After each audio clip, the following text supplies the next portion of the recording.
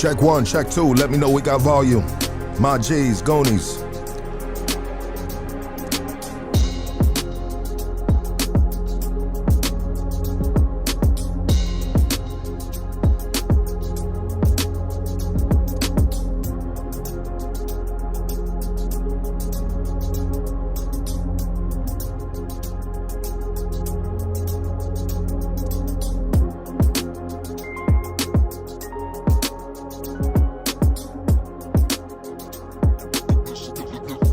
Raymond Curley, shout out to the Navajo Nation. Appreciate you, my dog.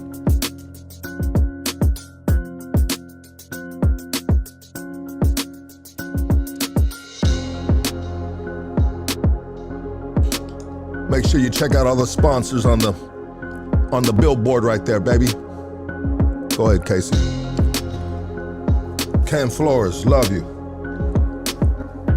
Playboy Eddie, one of one. Sheesh. Big love to Northeast Los Angeles. You know how we do it.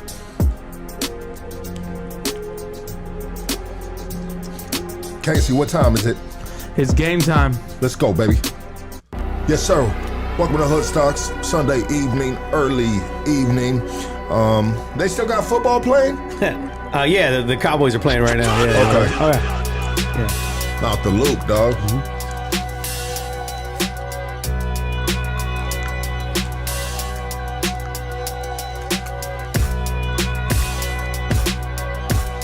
Hit that like, hit that subscribe. Appreciate you guys tapping in, baby.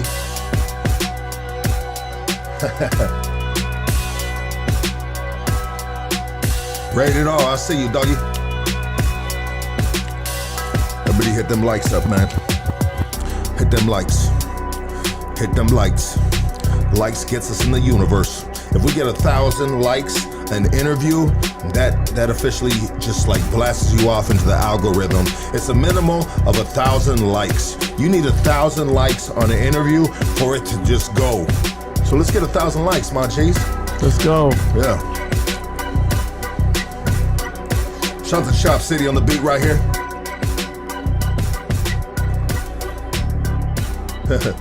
That dude, this fool said, this fool from GPS. That's right. Yeah, from George. I'm part of George's crew. George Perez. Yeah? Yeah, man. I'm part of his crew. Do you have to like pay him to hang out with him? No. There's nothing like that. I'm not paying cholos, okay? Right now, we're good. I'm renting cholos, but I'm not paying them. There's a big difference. It's a big difference. We're gonna break that down in a minute, bro. Between paying cholos and renting cholos, you know what I mean? I mean, are you renting them for like, your daughter's party or something like that? You know? No, some people need to get checked once in a while. We gotta rent a fucking cholo. Hey, chin check, motherfuckers. That's how we do it, bro. There we go, baby. There we go. Hey. My boy found a motherfucking way to utilize these fucking asshole neighbors. Like, hey, homie, I'm tired of you. Every time I come out, you mad dogging me, dog. You know, you want to make $20? Yeah. No, there should be like designated mad dogging people. Like, hey, what's up? I got some coworker I'm pissed off. Fucking front on them. Start staring at mean mugging them all day. Like, that'll check motherfuckers. They're like, cool. You use their ability sometimes. Yeah. Cholos are resourceful, bro. Don't trip. You know that. Yeah, 100%. And you know what? I like that, bro. I like individuals like yourself resourcing, using cholos as this type of resource. It's a good write-off. It's a write-off. No, 100%, bro. Yeah, no, for sure. And I think that's a great idea because like you got this coworker that's an asshole, you know? And then you're like, you know what? Fuck this dude, bro. Yeah. And so you rent this cholo, right? Yeah. And here's the address, homie. You know what I mean? He gets out at this time. He looks like he's wearing this today, you know? And just stand in front of the door and just mad dog the fuck out of him. Just post up like this. Just post up. Yeah. Post up. He's like, oh, shit. And then you see the dude, the coworker the next day at the coffee pot, right? He's the coffee pot politician, always talking about he knows everything, you know? And you look at him dead in the eye and say, keep on fucking with me, homie. Yeah. I tell your ass. And then he's gonna be start like, what the fuck? This dude got to, you know what I mean? Exactly. He'll hesitate. Yeah. He'll hesitate next time. And then, like I said, just stare at him. That's it. That's it. That's my best hardcore. Like, what's up, babe? Like, is that your mad dog right there, No, it's bro? not. It's more like a mad puppy. Mad puppy. It's fed very well. It's a mad puppy. But yeah, man, cholos are resourceful, especially reform ones. So those are the best ones. Because no matter what those habits, they can't quit them. No. So once in a while, like, fuck yeah, let me fuck with Mad Dog. I'm fucking worse. Yeah, that's it. I Mad Let's Dogged go. in 6 months, homie. The only thing I'm doing is Mad Dogging my kids. That's what's up. Hey, everybody, welcome to Hoodstocks, man. It's time to get back to you always the asshole, Lucky. Yes, I am.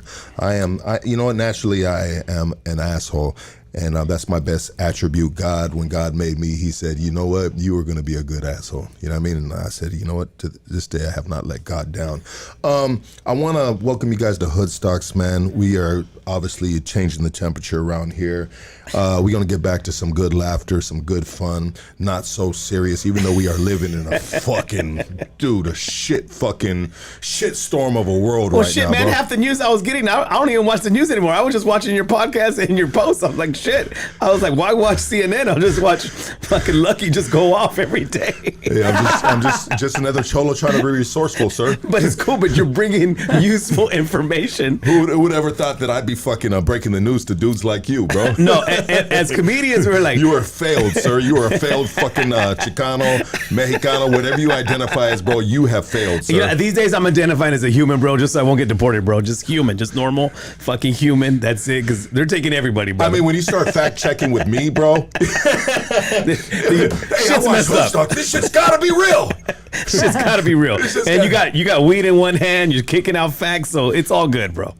Man. I'm not judging though, but it's finally an honor and a pleasure to be on this podcast. I know I'm always traveling, keeping busy, but we finally connected, and I met you maybe about a year and a half ago, maybe about a year ago. I first met you when I was doing Edwin San Juan show at the Covino Laugh Factory. Oh yeah. And I was clowning some of your friends, and like, hey, like we vibed in, and then it's great. It's good to be here. Everybody give it up for Manny, comedian Manny Maldonado. Thank you so much. Thanks for it's an honor to be here on I Hoodstocks. couldn't even introduce him. He was already telling his life story. You know what I mean? I was like, all right, bro. They don't even know your name yet, sir. No, because this is like a new credit for us. Because this is like, whether you like it or not, you're very respected amongst the Latino community with your voice. So Respected and disrespected. well, you didn't give me a chance to get the disrespect, but it's coming. There's a lot of people that like you, a lot of people that hate you, but that's what you want when you're doing 100%. what you're doing. So it's a good time. Well, if you have an equal amount of people that are hating you, then you're doing your job. Absolutely. And that's what the fuck was that? That was dark. The Cowgirls probably scored or something. Okay. Oh shit! The Cowgirls score. Okay. Are you a Cowboys fan? No, I'm a Raiders fan, not because I'm Mexican. I've always liked the Raiders. Yes, I'm used to disappointments. I'm originally from Northern California, and Oakland was about an hour and a half from where I grew up. So I'd watch games all the time. That's still my team. I know when you're a Raiders fan, you just like, okay, you're not that good, so you just. When they win, it's a big deal. So today they almost won. They lost by a point, but that's just how they are, bro. So when you lose by a point as a Raider fan, is it still a time to celebrate because you just lost by a point? No. I was talking with my boy George. Shout out to my boy George Perez. We celebrate preseason wins. That's what the shit is. Yeah. We celebrate dumb shit. Like, oh, they won in preseason. That counts. Even though it doesn't count. We make it count. So you're the first Norteño that we've had on this podcast. Are you a Norteño? Yeah. I mean, geographically, yes, but I'm not banging, bitch. Let's not get fucking. What, you want to catch a fade?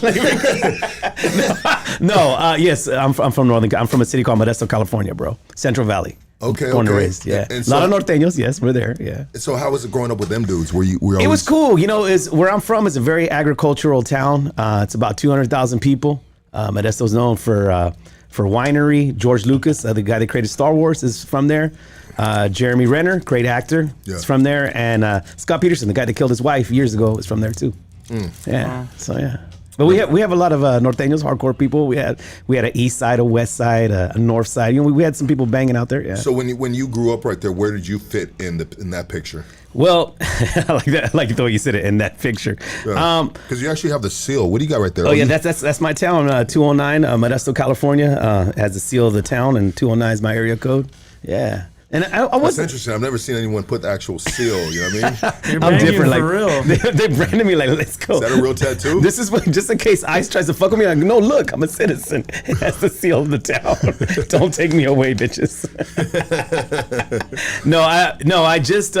What'd your tattoo artist say about that when you pulled up? She was cool with it. My tattoo artist is actually in Vegas, and I don't have as many as you. Damn, lucky. take a break. Goddamn, bro. You got a tattoo on your neck that says neck. Like, enough, bro. No, but it's all right. No, my tattoo artist is in Las Vegas, and I told her I wanted something that kind of defines where I'm from. It's how I come. You know what I mean? Where I'm from is the way I come. Yeah. Break that down for me real quick, bro. Yeah, like, it sounded cool, bro, but it also sounded a little like weird, bro. It does sound kind of weird. Hey, where I come is how I come. Where I'm from is how I come. I'm not from that part of the north. Let's get it. Let's calm down. No, She also a stripper. Was this at a strip club? It's not at a strip club either. Damn it! You guys got a pole and everything. No, I am very prideful from where I'm from. Where we have a lot of good family values. People. Just good people where I'm from, man. Like, people, I don't know if you've been in Northern California before, but Yes, I have. we all have regions in different parts. But from the Central Valley is like Modesto, Stockton, Fresno, Turlock, Visalia. I guess it begins with Bakersfield too. We're all just hardworking people. There's a lot of dudes that get down too. They're down for their shit, you know. Yeah. But some of my friends were into that. I wasn't. I was always the funny one. Some of my friends got locked up, and yeah, I chose another route. You ever send them any money? No. You're not a good friend. Then, no. One of them didn't make it. The money was on the way, and then got checked, and that was it. What do you mean it got checked? Money was on the way and then it got checked? No, money was on its way. Like you were gonna send money, but it was never on the way though. Yes, I already said, hey man, I'll send you, and then 2 days later he got in jail. Yeah, in jail. And you were just like, damn, good thing I didn't send that money. Yeah, I was like, bring that money back. No, just kidding. No, R.I.P. You know, it is what it is. Yeah. Did you, Okay, well, first off, bro, love the Modesto, man. We got a lot of dudes that tap in from. Okay, good. Modesto. Yeah, 209 all day. That's how it is, man. Yeah, we got a lot of dudes from 209. A lot of North Daniels tap in right here, and it's all love and respect. It's all love, right? Like the great guest has been on this podcast before. The homie Shooter said, "Hey, man, they're the other side of the coin." You know, 1,000%. And when you went to Northern California, what part did you go visit? Do you have family out there? Or? No, I don't have any family out there, but I went and visited. Recently, I visited, well, not recently, bro. A couple years ago? Maybe a year ago or something, I visited David Velasquez out there. And I cut through Modesto. Mm-hmm. And it was funny because I did like, you know, I like to just check out the little towns. I know those North Daniels out there, whatever. Yeah. I'm not tripping. I'm with my family. I'm not on that energy, but I know you don't have to be on that energy to be approched or anyone. If you run into that person, you know what I mean? You just run into that person. Yeah, but you know, so I tapped in. I did some burpees in front of a liquor store. Mm-hmm. This is for Modesto right here. Bye bye. Oh, that's cool. That's cool. Just like shooting some shooting some content, right? Right. And but some people took it the wrong way. They're like, "What is Lucky trying to say?" You know what I mean? Nothing, bro. You're just doing your thing with your in your realm, in your elements. Yeah, that's cool, man. We appreciate that. I mean, I'm a content creator, bro. Mm-hmm. So like, my phone is always out, and I'm always not always out, but a lot of times I'm looking through a different lens, opposed from another person that doesn't have a platform where they make money off of content. I make money off of content, and so sometimes I'm looking through that lens of not necessarily how much money can I make, but what would be good content, Mm-hmm. And I don't always get that right. I like to do funny shit. I mean, that's why I like hanging around dudes like you and George Perez. You know what I mean? Yeah, comedians. That's really my lane right there. It's just to have fun and laugh. We enjoy when we see you at the club because you come off sometimes so you're such a serious looking person, but to see you laugh and just have a good time with your friends, we like seeing you. Oh yeah, we like seeing Lucky happy. Thank you, brother. And talking with you about the first time that we met. Mm-hmm. Yeah, so George thought he was giving me, like, shout out to George Perez, man. That's my dog right there. We pulled up. George rolls out the blue carpet for us, gives us the VIP, and he wanted to give me the best seats in the house. Right. And so he put me on the side of the stage, right?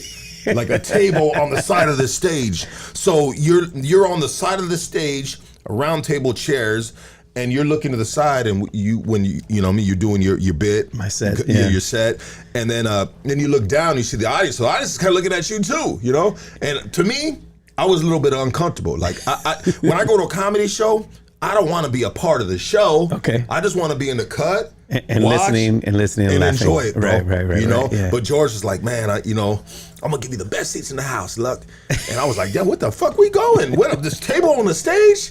And I'll never sit on the stage like that again. Well, it was with you.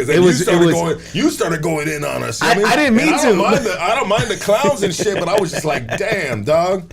But your friends I'm a part of the show. But your friends were so intimidating looking. One of your friends had the teardrop on his eye, and I just had to go in, and it was all love. No, it was an easy setup, bro. It's a setup, and that's what we were. We were set up. We were set up by my good friends George Perez. That whole table looked like the cholos that couldn't get a date and they just got stuck with each other. Yeah, and it was. But we everybody loved you guys, and you and your friends had a blast. So I was like, and then the fact that you could take the bullets from us. Oh, that's easy. I'm sorry, comedy bullets, just in case anybody wants to. We weren't shooting anybody, just comedy bullets, and you took it in stride. And then now you're part of the comedy community, whether you like it or not. And I love if I can be a part of any community, yeah. I want to be a part of the community. Oh, thank you, man. 100%. Like that's my vibe. That's where I feel like I can be me, and I'm just in my lane of people that I want to be around. Right. Bro, I don't want to be hanging out with motherfucking cholo rappers on me at a motherfucking lowrider show or a fucking club. Because you know what happens in there, bro? Shit pops off. Shit, motherfuckers get shot. You know what I mean? You got these little fucking. Then you can imagine. Egos get bruised. How did Lucky? Egos. Yeah. Next thing you know, I'm on a t-shirt, bro, because a little Edgar fool fucking got me, bro. Like, and then we gotta do a car wash fucking fundraiser for you. And by the way, it's no longer car wash. Cholos love GoFundMe now. It's like a motherfucker. Cholos be like, GoFundMe, dog. I'm like, really, bitch? Fuck you, Spider. You too, bitch. We gotta do GoFundMe for everybody. Before it was the car wash. Remember you had the shirts, R.I.P. Raymond, whoever the hell it was, and that's just the way it is. But we love the fact that I saw you at that show, and then you went to go support George's comedy special at the Comedy Store, which was dope. And then you're coming out to Funky Funny Fridays at the Comedy Store, so you're part of the community, brother. We love it, and I love being a part of the community because that's a part of the community where I can just be in the cut, and I can enjoy it, brother. Yeah, you know what I mean, and man, laughter is the greatest medicine on this fucking planet. And Lord knows, laughter, we need it more now than ever, man, because it's been a crazy ass year, man. It's a fucking nightmare of a year, man. What, Casey? Look this up, man. We just had some kid. It's the last season of Earth, guys. Run his car into a Protestant church. If I'm correct, did you see that, Casey? Bro, we are like what Marine veteran kills 2, injured 8 in Michigan church shooting and arson. Yeah, so he drives the car into it through the front fucking door. So wow. This guy right here, ID is Thomas Jacob Stanford. Is that the dude? Yeah, 40-year-old U.S. Marine veteran of the Iraq War. So this is a church that's currently burning down. It's terrible. Bro, what the fuck, man? But we're like, you know what I mean? Like, we need you guys more than ever right now. Not to be stereotypical, but it's always a white dude. I'm sorry, it's a white dude. It is doing goofy Why? shit. Oh yeah, there's this truck that he drove into the. It's just terrible. But so obviously, I mean, people were at church, man. Fired an AR-15. I just don't understand this. So it's a white dude. So was he on the left? Was he, you know what I mean? Because it seems like nowadays it's like that's how we're trying to figure out now. It's like all political inspired events. Tragic events, and so now it's like, oh, he was a conservative, or he was, he was a Democrat, or if he was trans, if he was left, he was right. I mean, now we're like, are we keeping score? Like, does it even matter? No, lives are being lost, right? Score, and they are. That's the sad part. They are. They are keeping score, and it's a damn shame. It's a damn shame, dude. It really is. It really is. You know what, bro? More than ever this year, I just like. Recently, and a couple of days ago, I was just like, I just need to get back into doing what I know, just with the streets. I mean, because it really starts stressing me out when you start just seeing all the holes in stories, all the fabrications, all the if, ands, and what really the fuck happened, and if you get consumed and end up far down that rabbit hole, bro, there's no telling if you're going to be able to climb yourself out of there, dog. Let me ask you this. How many people you think unfollowed you because of your opinions lately? Bro, so the great thing about me and what I do is I've been crashing out forever in my life, you know what I mean? And you know, I have family members that have disowned me. I have a mom that I haven't talked in over 10 years. You know what I mean? All my life it's been like that. So if I don't give a fuck about my own family, bro, then a motherfucking follower, shit. Yeah, I mean, it's not that one emoji is not gonna make you fucking go stress the fuck out or whatever. But you know what I've done is that I've done this, dog. I've blocked more people, and I'm not a blocking type of dude, bro. You feel me? Like I'm not a dude that's like, oh fuck you, I don't like what you say, I'm gonna block you. Just go because like this. I like the discourse. Yeah. I like the conversation. But now I'm just like one just a slight, it's not even slight, bro, just disrespect, bro.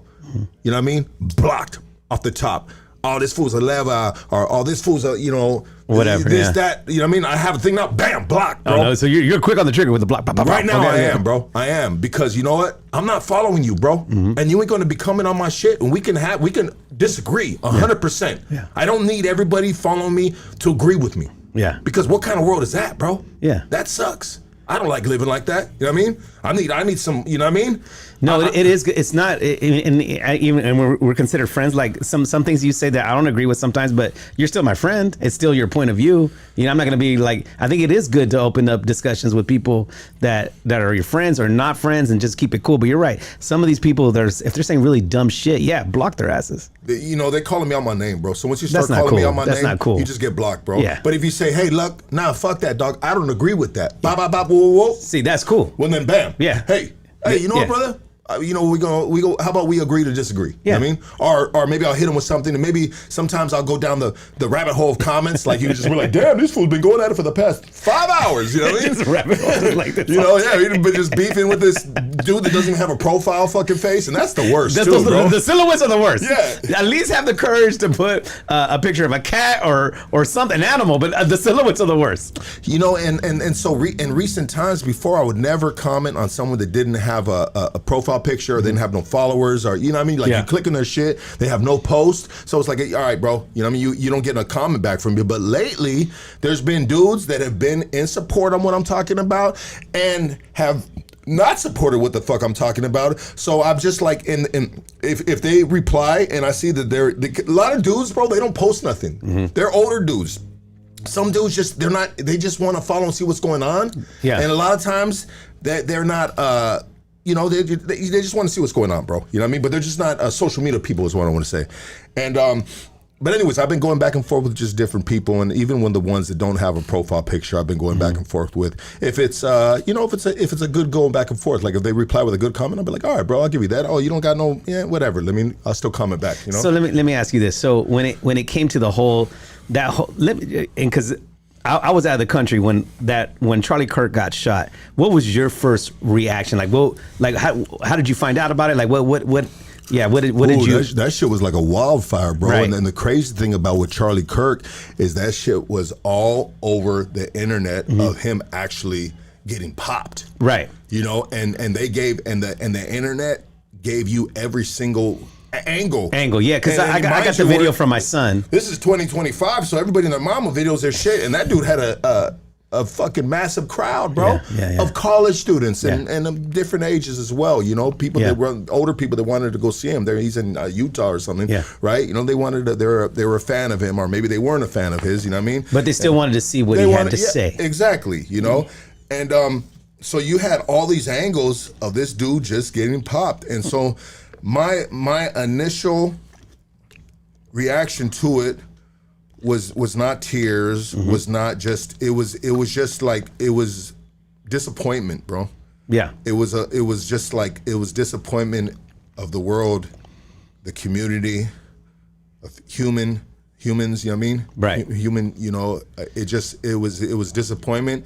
And a little sadness because I know he has babies and I'm a father too, you know? I'm a father too. And look, did I agree with most of his takes? Not really, but the fact that, you know, he's just out there debating with kids, whatever, trying to, you know, whatever. But to get shot over that shit, like really? Nah, come on. Come on. No, nobody deserved that. And I never felt bad for his wife because I don't ever feel bad for anybody's wife because the females always move on, bro.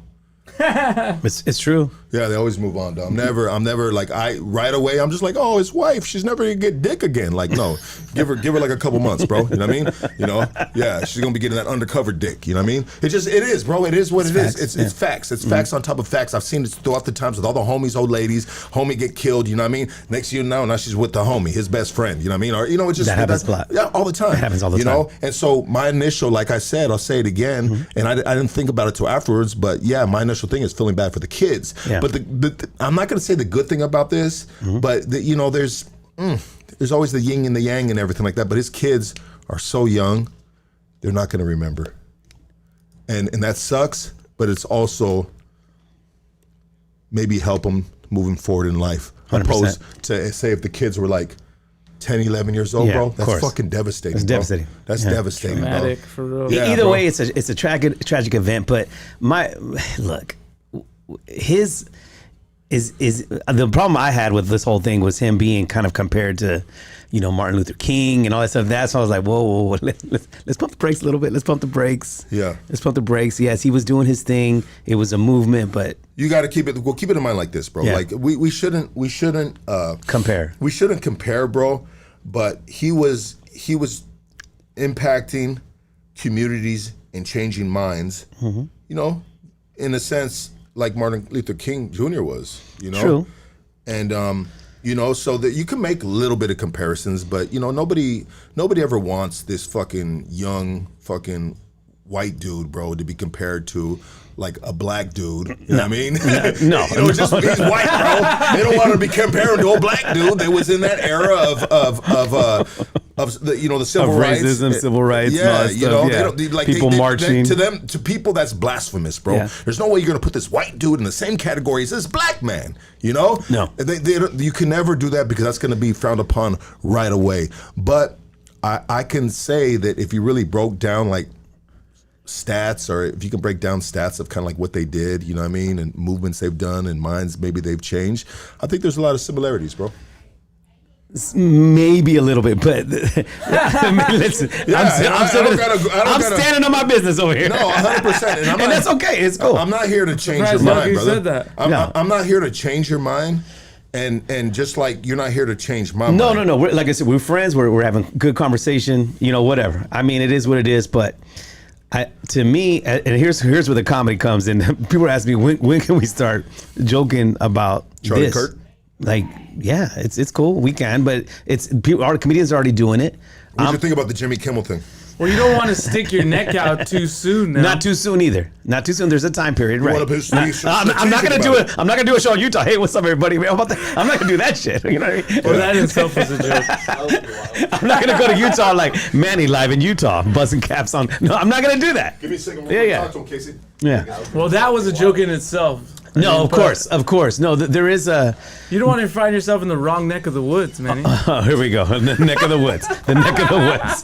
The neck of the mountains, or whatever. Neck of the mountains, neck of the woods. But, so there is as comedians we do give it there are some comedians already give it, you can see online them giving their takes or whatever on it. I haven't touched with it a little too much. There is something I'm messing with. My bad, sir. There is something I'm messing with on it, but it has nothing to do with a negative towards him. It's just the situation. Like, for example, when the Utah governor was saying, well, they were trying to, if I'm not mistaken, I think you can agree with this. They were kind of hoping, not hoping, but they were thinking maybe a minority did it, like, or like a black person. There's no black people in Utah, all right? The only black people that are in Utah are the fucking Utah Jazz, all right, bro? That's it. And they're miles away. And there's only 4 or 5 of them that play basketball. That's it. There's only 12. And Latinos were going to do that because, first of all, we're working during the day. We're going to. The only roof we get on the ones where we're fucking fixing the roof. You know what I mean? So that whole theory was thrown out the damn window. You know. Yeah. But there is a time where comedy will come out of this. They made fun of Kennedy. They made fun of everybody that's been blasted before. They made fun of Tupac, when he got blasted. It's what we do. Honestly, bro, I've never heard anybody make comedy about Tupac, and I've never heard anybody make comedy about Kennedy.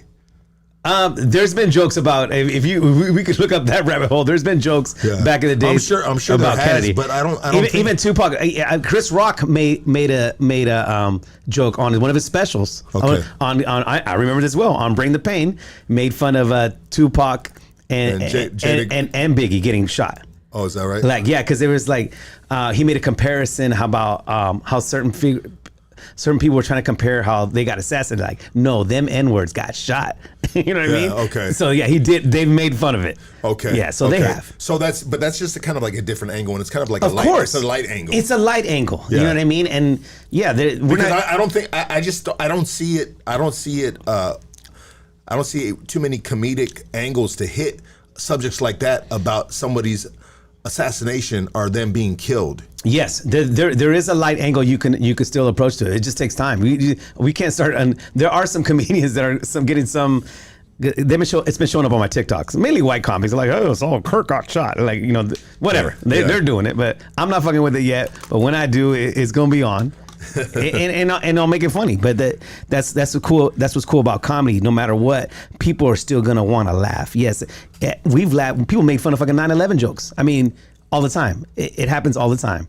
So it's just part. It's what we do. What do you think of the Jimmy Kimmel you got on the timeout? What did you think of his? Yeah, and what did you think of his monologue? They got him on the timeout. I think it's funny because you saw when I posted, they interviewed me for the news. I thought, as comics, even the late night thing, and he's a late night guy. He's not out there doing stand up like us on the grind. He's a late night guy. So therefore, mainstream America watches him do his monologue every day. I thought his thing as a comedian, it just didn't make me laugh. The shit wasn't funny. It just wasn't funny. Okay, now should he be taken off the air for that, for not being funny? Maybe. But yeah, okay. on that aspect. On that aspect. Yeah. But it does fuck with the freedom of speech thing. So 100%. So 100%. So this is what happened. He was on timeout for what, 3 or 4 days? Yeah. If that. And you know, ABC and Disney, they were getting so much fucking flack that they had to cave in, bro. Yeah. They had to. Because if you start censoring us, now just because if the president gets upset because something is said about him, first of all, Trump knows better because back in the days, he was on a Comedy Central roast, bro. People roasted his ass. Yeah. You know? People roasted him. Go ahead. I'm going to give you a different angle on this, bro.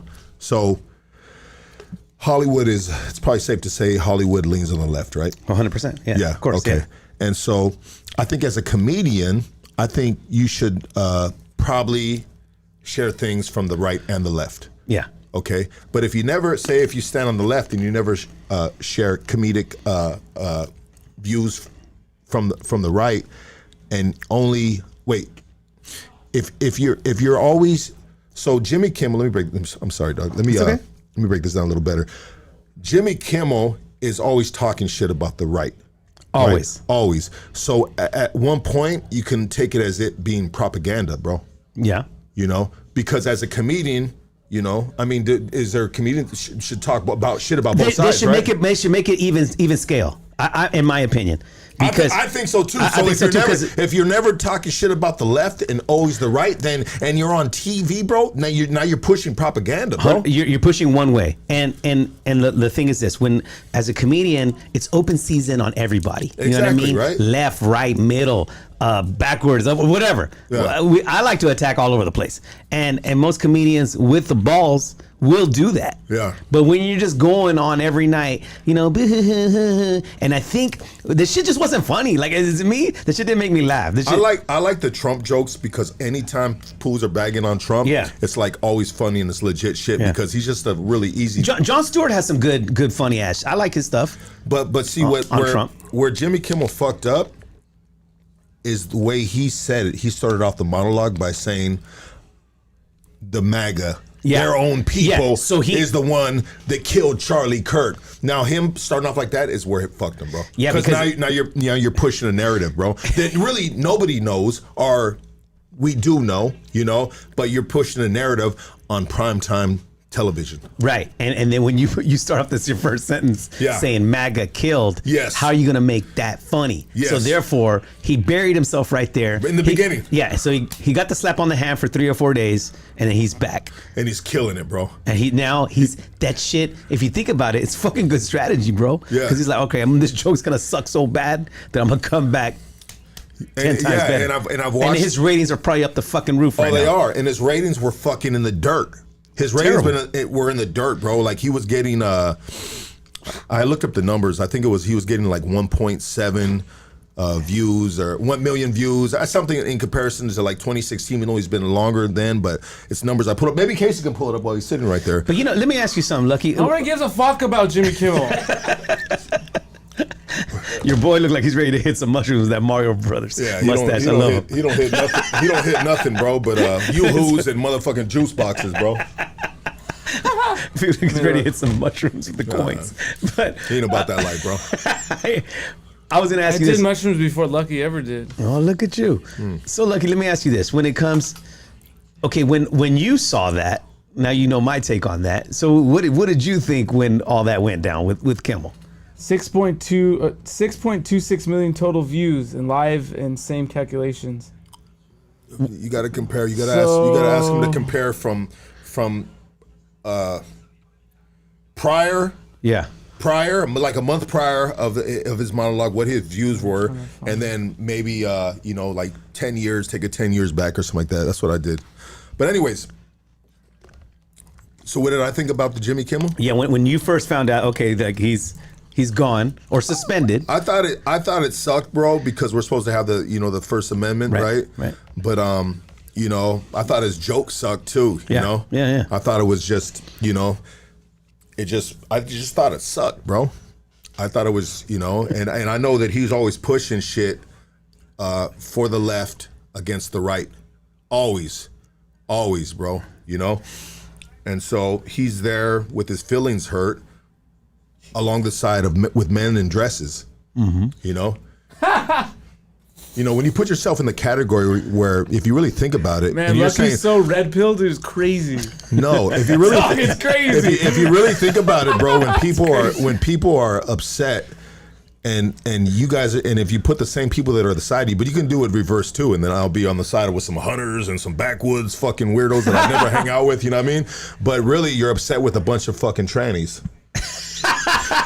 You and all these trannies feel exactly the same way. Well, it seems How do you feel now? You know who was counting his blessings over like 3 or 4 days was Guillermo. He was like, because he was one bad exit, get him taken away from ICE, bro. The last Latino in Hollywood, bro, and he got canned. I was like, fuck, I feel bad for the last Mexican who has a job in Hollywood. He almost got taken away, but he's okay now. He's gonna be fine. That's our dog. He's back. Yeah, Guillermo's all right. He's holding it down over there. What does Guillermo actually do, bro? Nothing. He's just there going, hello, Jimmy. That's it. He's just there just to be a fucking pun for our people. Like, oh, we got one at least on TV. Okay, but I mean, I'm not sure how big of a win that is for the Latino. This is crazy. Huh? He's a token. He is, and to me, I can't stand it. I don't like seeing that bullshit every day. The trannies threw him a bone, dude. What's that? But Kimmel's average viewership in second quarter of 2025 was 1.7 million, and his first episode got 25 million, which is crazy. So 25 million from back or back in the day? Yeah, no, back. Oh, yeah. So what I wanted you, so it's 1.7 million he was getting per average, right? Yes. But 2025. But if you go back to like 2016 or in the beginning, he was doing huge numbers. So obviously, like night shows and TV in general is probably altogether in a decline. It's different. Hell yeah. Yeah, because of YouTube and you grew up in a time too. Remember, we were just having this conversation the other day. I think it was with Edwin or George. I forgot how when we only had 4 channels growing up. You would watch stuff with your family. People watch things live now before, and it's not like that now. Like you said, they got the YouTube. They got everything streamed. Podcasts, whatever. It's different. It's a different time now. So that affects ratings too, bro. What did Ceci call radio? There's a word that she calls radio, which is regular radio. I don't know. I forget. We had Ceci Ceci on here from K-Day, right? She was K-Day? And she calls it Cecilia the Mamacita? Yeah. Okay. Yeah, but she calls it. She uses this thing that's related to just regular radio. It's not fucking. It's not YouTube. It's not the. The big. I don't remember. Anyways, but their numbers are declining as well. Interesting. You know what I mean? What was it? iHeart. It's not iHeart Radio. Clear Channel, whatever. Yeah. She's got a name for it that relates to just regular old school radio.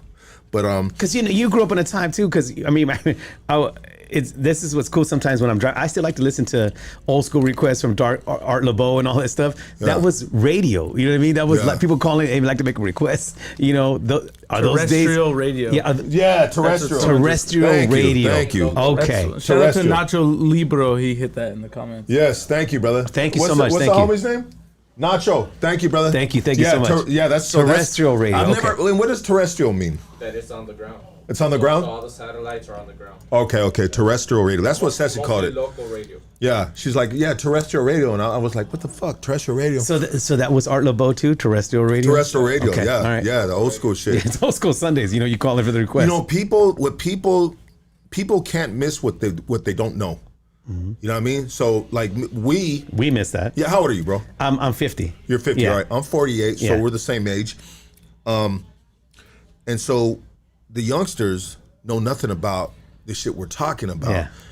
And man, is the future brighter or is the future darker? I try to enlighten my son's 17. Yeah. Oh, no, not 17. I'm sorry. He's 20 now. He grows up so fast. He's 20. But I try to tell him things how they were back in the days, grew up in the 80s and 90s. And he's all, really? You didn't have no Siri? You didn't have, no. Like we'd ask strangers for directions. You'd ask a fucking hobo, hey, make a left, make a right. You get there, Bro, I learned how to read a fucking, what do you call that book? Thomas Guide. Thomas Guide, right? I know how to read a Thomas Guide, bro. Right? Me too. Yeah. How interesting is that, right? Yeah, I learned how to read a Thomas Guide when I got out the penitentiary in 2006.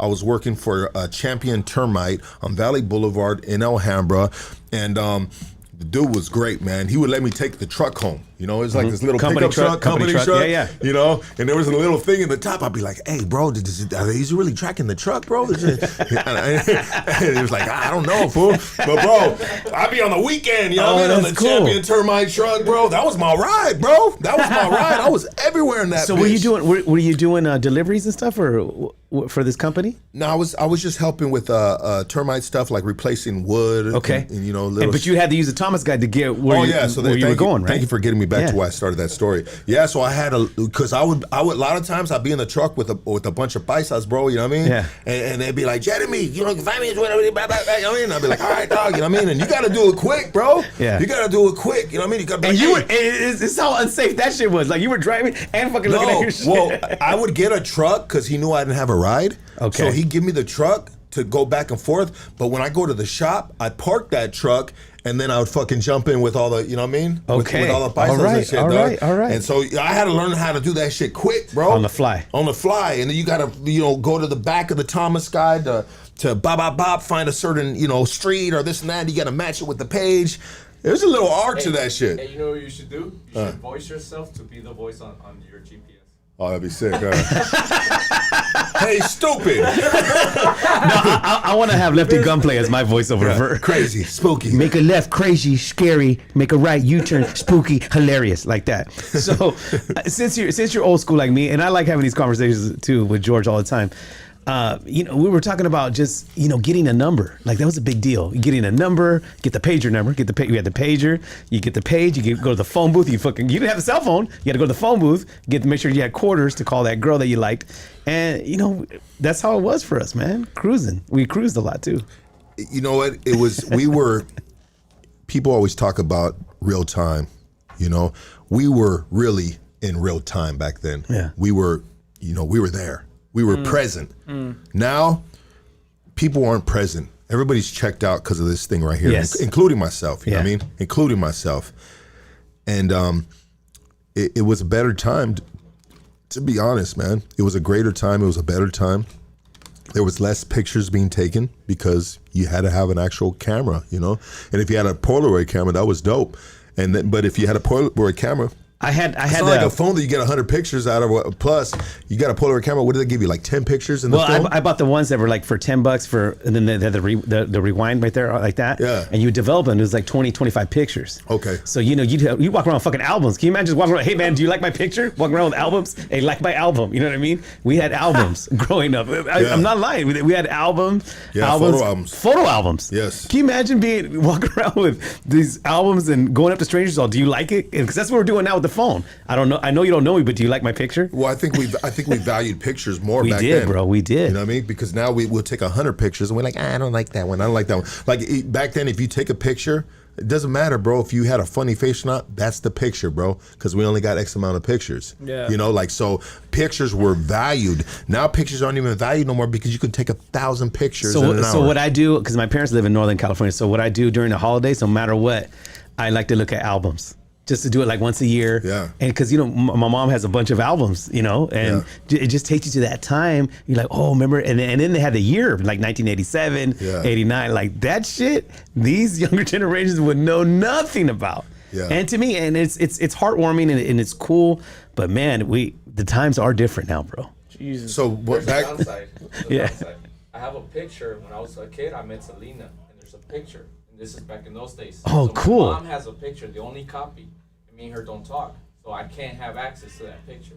That's the downfall. Yeah. Damn, no, for see, sure. and that's what I'm talking about. So I've been telling my pops for mad years. So the first time I went to the penitentiary, the first few times I went to the penitentiary, I would store my photo albums at my pops' crib, Yeah. And these photo albums are fucking museum pieces of my life.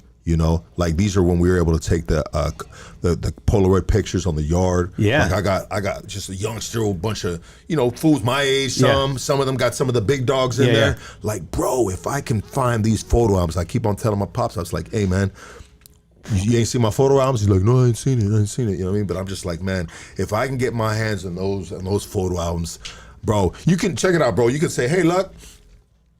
You want $500,000? You want these photo albums, Right. And you know what I'm gonna say? I'll take the $500,000. Fuck these memories. I don't want to remember none of this shit. Fuck these memories. I'll take the picture with my phone of the fucking album. Give me that $500,000. No dog. shit. Hey, so Lucky, so did you have so I'm picturing what you're telling me. So did you have like pictures of your friends on parole too? Like kind of like on Blood In, Blood Out? Like, this is my parole picture. Like, Well, did you have better that than too? parole, we were in prison, bro. But you On the had yard. those. You were on the yard. Yeah, I And had them, did bro. you have dudes like all just like bench pressing and shit like that? Pictures of Well, that? sometimes he'd be like, let me do some push-ups real quick before the picture, dog. Yeah, I need to so get a you little look pump. more buff. Yeah, I mean, so you do some push-ups real quick, dog. And be like, all right, dog, go ahead and get it, dog. And so they had these dudes. So they had photo ducats on the yard. You buy them in the store, and they come in and they would say like photo ducat, and then you had the dude that would come out. I don't know if he came out on the weekends or whenever, but he was the photo guy, and you give him the photo ducat. You see him in the yard walking around with the Polaroid camera. Hey, dog, let me get this picture. All right, yeah, hold on, let me get this picture, and I'll come and get you. So you give him the photo ducat, bam, post up, and you get the picture on the spot, bro. You know what I mean? And I had a bunch of those pictures, bro, and they were just, man, what? What did Jeremy Senior do with them? Who? Jeremy Senior. His name I is know. Jeremy Senior. I know, it's a Fuckface. joke. It's a bad joke. But yeah, it's probably lost in his house. If you've seen his house, bro, it is just like. So do you have any albums whatsoever that you could look at some pictures from back in the days? Do you have any in your family? Well, I gotta. So my story consists of unstable foundation through my entire life. So I've been blowing in the wind my entire life. Okay. I didn't build foundation for me until I built foundation for me. Got it. And at the end of the day, it's on us, bro. Doesn't matter how you were raised. It doesn't matter what your parents did to you. It's up to one person to build foundation for you, and that's yourself, dog. So I didn't get stable into my life until I got stable in my life, bro. And I did it for myself. Got it. All the years, you know what I mean? I was just, all the years, bro, I was like fucking in different people's houses, spending holidays at different homies' houses, never had a crib really to go to. I was blowing in the wind, bro. You know what I mean? I was blowing in the wind for mad years, bro. But, that's by choice, Yeah. Because I could have just said, hey, I got to get right. You know what I so mean? because those no choice. But I never had I had homies that had their families like, all right, Dom, they go home for a few days.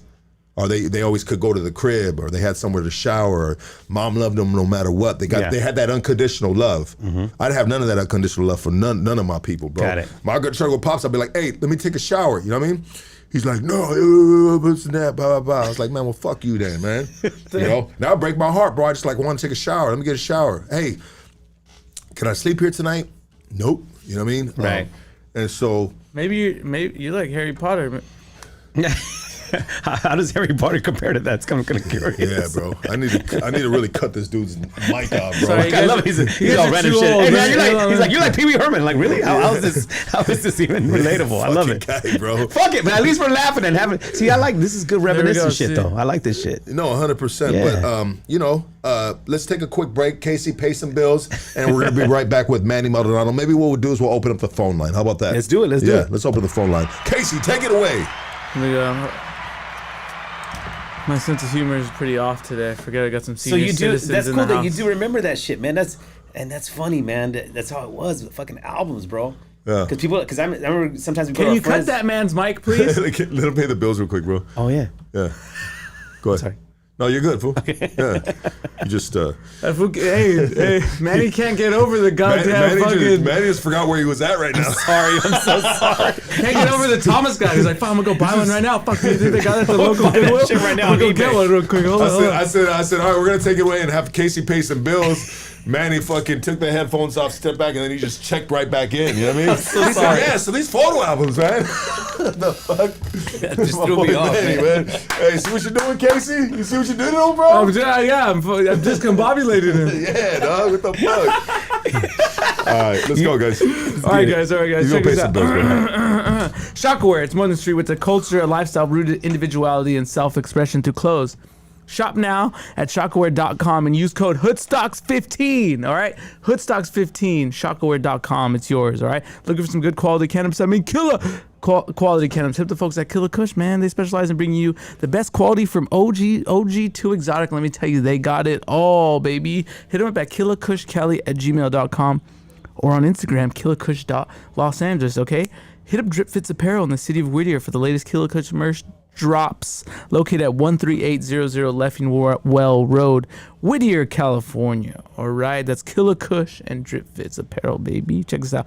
Royalty Honey Packet. I just smacked one right now for when you need to go from I'm tired to I'm him. That's when my jokes are bombing, all right? It's that easy. Slide through to royalhoneydeal.com and thank us later. That's royalhoneydeal.com and use code LUCKY for 25% off. That's 25% off royalhoneydeal.com. Go get that, dude. Go get that. Hey, we're calling all bakers and chefs. Upgrade your kitchen with Origin Bakery and restaurant equipment, okay? Ovens, mixers, and more at unbeatable prices, all right? Visit them in the city of South El Monte or call them at 626-579-3580. All right, is this Origin Bakery? You online? Yeah, check this out. I'm trying to level up my culinary game. Hoodstock sent me. All right, go get that.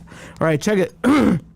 Oh, damn it. Honey pack stuck in my throat, dude. All right. Hey, caught up? You need backup? Well, check this out. Call Doug Sherrod, the King Kong lawyer of criminal defense. All right. He's beating cases and going ape shit in the courtrooms so you don't have to. Tap in with KingKongLawyer.com and lawyer up like a beast. It's that simple, baby. Okay. Venice Kush, right? Your go-to cannabis shop at the Venice Beach Boardwalk, all right? Find them at 1827 Oceanfront Walk. That's right next to the Marathon Burger, right? You can call them at 424-238-5476. If you mention Hoodstocks, you could get a free gram of flour with any purchase. I mean, come on, guys. This is the year of giving, all right? It's a December to Remember sales event, all right? That's 1827 Oceanfront Walk, right next to Marathon Burger. 424-238-5476. You mention Hoodstocks, get a free gram with every purchase. Come on, guys. It's that simple, all right?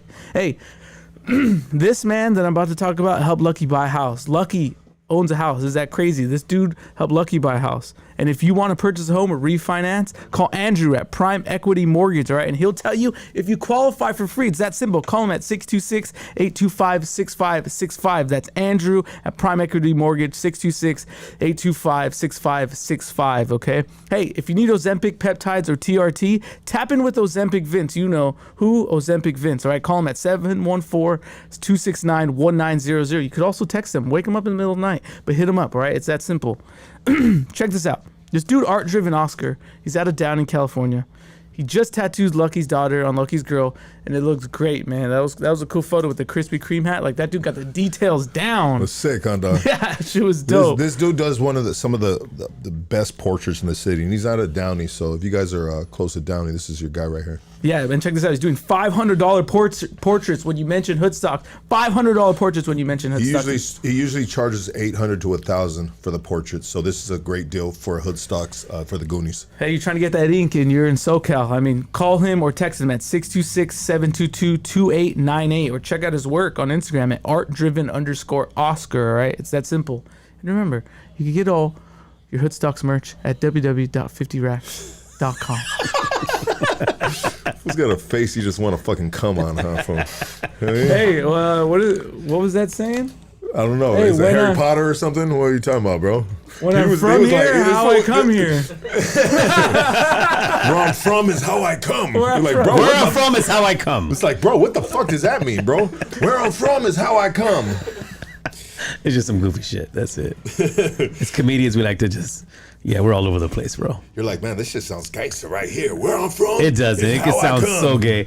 Where I'm from is how I come. You know, this fucking guy. Lucky caught Casey's portrait on his left cheek. I might get Casey's portrait on me one day, bro, with his little fucking hat on. I mean, yeah, man. But Casey, put up the phone the number up there so we can chop it up with some of the Goonies, man. But man, you've been doing this comedy thing for a cool minute, dog. It's been a cool minute. It'll be let's see, okay, hold on. I think it's 27 years. Damn, and bro. I met George Perez and Edwin in the early 2000s. I met Edwin in 2000. My shout out to my boy Edwin San Juan, funny ass dude. Dude, that fool's hilarious. He's hilarious. You and Edwin, bro, kill it, bro. George too, bro. That's my partner in crime. I mean, and George Perez, I met him in 2001, around there, 2001 or 2, and we've been good friends. You guys are a cold trio, bro. In the sense of you guys just all have your own style. We all have our own style. We're all headliners, and we bring the pain when it comes to comedy, you know. And I like the way you do it because I've never heard you guys talk about it, but I outside looking in, I can tell that you guys support each other big time. We do. We have good camaraderie. Camaraderie. Yeah, that one. Yeah. Words Latinos never use it. What's camaraderie? Like, you know what I mean? Why you being all serendipitous and shit? I'm working on this joke called words Latinos never use. Like, why you being all serendipitous and shit? Dude, Manny is. Hey, Casey, have you seen this fool, Manny, before? I've seen his clips on Instagram. Dude, you gotta see this dude live. Is crazy. Dude. Live is really. Dude, this dude live is a beast, bro. I don't mess around, and I think Lucky and I hit it off good because it was from that episode with Lefty and I just had to turn that into a joke, and it just that was good, bro. It was good. Yeah. But we back to the comedians supporting each other. We're like comedy brothers, brother, and we just look out for each other, and that's what we do. That. Yeah. Hey, you're on Hoodstocks. You got Manny Maldonado. Talk to us. I want to wrestle Lucky with Baby U. Hey, he's back. Hell yeah. He's back. We ain't got that one in a minute. Hey, you want to rub Lucky down with Royal Honey Packs Text Casey right now. for 25% off. Casey's baiting you with me, bro, for himself. Yeah. Wow. It's really a cold hustle. You want to get to Lucky? You got to get to me first. Wow. And the cold part about it is he just never gets to Lucky, so he's just getting fucking plummeted over there. He said plummeted. Plummeted, everybody. He's getting plummeted, bro. Plummeted. Love that word. Fucking meat, bro. Just carne with carne. Just, he's just getting fucking pastor, served. asada, let's go. Yeah, bro. He said it any other way would be uncivilized. Where I'm from is how I come, bitch. Anyways, give me some chon suave. And I'm good with voices too. I like to do like George, because we're big blood in and blood out fans. I shout out to my boy Popeye. We know him. He's a friend of ours. Yeah. He's been to our shows. We paid. I mean, but George, like, we remember Popeye in different movies, you know, and Speed, like, give me your hand. You know what I mean? Like, give me your hand. And then you see Keanu Reeves, what's up, Gigantor? Stop it, bro. You know what I mean? So I'm all over the place. I enjoy voices, but seeing me live is an experience. And I encourage everybody to do it. I'm funny. This dude, straight up, this dude, you are funny, bro. Thanks, man. But when you say I'm funny, you're not supposed to laugh after it, bro. No, I like to laugh at myself too. I don't give a shit. I'm just fucking with you, dog. Not scared of you, Lucky. I don't care how many tattoos you have. I don't give a fuck how many tattoos you have. I'm just fucking with you, bro. But this dude is, you are a fucking absolute beast on that stage. This dude right here doesn't only go up there and like tell jokes or make fun of people. He's fucking like, you're physical with it, bro. Like your body movement, you fucking jumping up and slamming down. Like this dude, man, you got a lot of energy up there, well, bro. when I'm doing my show, it's my world, my time, and I'm possessed, and I want to make sure that when people see me, like they just have a good time, and then like, damn, this fool's on it. You know what I mean? And that's what I'm about, bro. Absolutely. About that vibe, dude. Yeah. Do you put a 100%. man pawn on before going up? I'm sorry, bro. Look, man, I don't know where you get these fucking co-hosts. But we're gonna start laying off some motherfuckers next time I come here. Well, sometimes, you know, when someone realizes... I feel like you got heckler Tourette's in this bitch. You're like, yeah, Harry Potter. Yeah, see? Yeah, bro. It's all good. Tupperware. Did anybody like Tupperware? Anyways, like, he's been doing that a lot lately, I love it, bro. though. It's okay. It goes with the flow of the show. So. Yo, are we doing comedy or not, dog? Yeah, Yes. but you obviously are not. I mean, oh, this guy. I guess he doesn't replay these podcasts back and listen to himself. You know what I mean? That's okay. That's all right. Everybody's Well, different. sometimes you got to play it back and say, like, you know what? I'm doing it for the chat, dude. Yeah. The chat is controlling me right now. Shout out to the chat. I see everybody in the chat right there. Lucky got that fool hawk going on right now. Switch it up, brother. You know what I mean? Switch it up, grow their hair out a little bit. I mean, You're like a cholo emo right now. You're like cholo emo, and you got. I am sensitive. You got Depeche Mode in the back. I am sensitive. Depeche Mode, yeah. Depeche Mode in Got the back. Depeche All Mode I ever cover band wanted, right there. all I ever needed was Lucky in my life. Yeah, that's it. Boom. Acapella. Hello? Oh, okay. Lucky got jokes too, everybody. Lucky got jokes too. No, that was Marshall Mathers. He wants his hat back, bro. There we go. Hi, my name is what? Okay. He does. And yes, shout out to Marshall Mathers. I like Eminem. What's up with that hat, bro? It's like it's a Kango. fucking... I like plugging it. It's Kango, It is Kango. Look, Kango right here. Look. Oh, so it's all good. I'm plugging that cadet shit. You know what I mean? I'm good. I'm standing on business, Lucky. Look, hat and the fucking matching brown shoes. What's up? And the J's. So. But like, what possesses you to put that hat on every single day? It's Sunday, Lucky. Give me a break. You know, shit. If you would have done this on Monday, I'd be a little bit more formal. But it's Sunday. It's a chill day. It's old these days. So yeah. No, but how long have you been wearing that hat? Did someone next tell you once upon a time ago that, hey, that Look, hat looks it just good? They came on. said he looks like a young Fidel. That's why. He said Fidel. Okay, that was good. Okay, you're 1 for 8. Okay. Yeah, 1 for 8. You're still batting under 100. Yeah, I just came in Amazon. Give me a break, damn it. Please, all right. I came in Amazon 3 days Prime. ago. I came in Amazon Prime. It got here in 2 days, so here I am. I don't know why you're making. Look at his hat. He looks like he's made a jack of pizzeria and shit. The fuck? Oh, bro, you think he don't get it? Bro. And the fucking Hitler mustache. Are you fucking kidding me, dude? And It's look all at that good. little grandpa sweater he's got on, bro. I feel,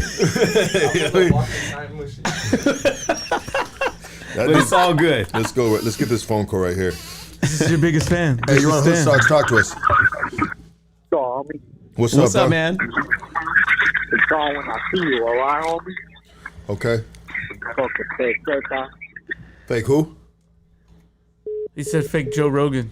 Fake. Fake Joe Rogan. Shit. Shut the fuck up. These are nice callers. They're mean. I like that. Well, let's call him back, bro. That's what George does too. George does that shit all the time too. Your call has been forwarded to Blast his, does that all the blast time, his too. number. Fuck it. Blast his number. 661-645-0665. Oh, that's Bakersfield. Okay, that's Bakersfield. Give him a call right now. They're hating. That's Bakersfield. That's over the we'll grapevine. put up a Craigslist post for gay sex. Hey, that's Bakersfield all day. Oh, there you go. Just calling back. Hey, what's up, man? What's up, bro? You all right? You alright, homie? No, are you all right, bro? When I see you, it's on, homie. Well, who am I talking to? On HW13, homie. Who? HW13, homie. HW. Bro, where's that at? And what's your name? Huh? Watch your back, homie. Whenever. Watch. Whenever. You even nervous on the phone, bro. You even nervous on the phone. How about when you see me in person? Shit, man. See this guy right here, bro? Everybody, Hoodstocks, this is who you do not want to be. You do not want to be this guy that's going to call into a podcast and threaten, say his neighborhood before he says his name. So is this a neighborhood beef or is this a personal beef? Huh? Is this a neighborhood beef or is this a personal beef? Do you need your neighborhood to back up your personal beef? Huh? Shing chang bling wang? What the fuck you saying, bro? Is this fucking Edgar fucking 3.0 right here, bro? I don't understand no ching chang bang wang. Talk English, motherfucker. You and your watch. Me and my who? Watch? Are you gonna get Casey too? You threatening the little man in the hat, bro? What kind of gangster are you, bro? 661-645-0665. Give this man some attention, because he needs it. 661-645-0665. Give that man some attention. He called in, and when I said, who am I talking to? He said his neighborhood. Is it a neighborhood beef, or is it a personal beef? Yeah, this is like, that's like neighborhood watch gone wrong. Like, what's going on? First of all, then you're gonna have happy callers like, "Hey, what's up, big?" Like, all I heard was and was he calling like from a broken phone? Like, it sounded like he was trying to open up a bag of Doritos or something. that's Boost Mobile shit gone wrong. That's Boost Mobile. Let's get to the next phone call.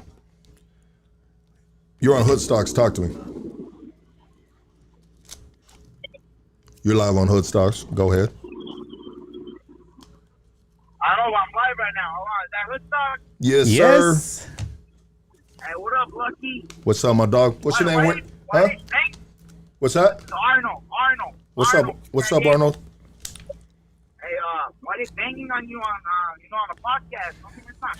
That's not cool, right? Party life. That's so fucking lame ass back in the day party life. Exactly. You said party line. That's old school shit too. Yeah, definitely old school shit. I'm around your age, my boy. You know, I always listen to your shit when I'm driving.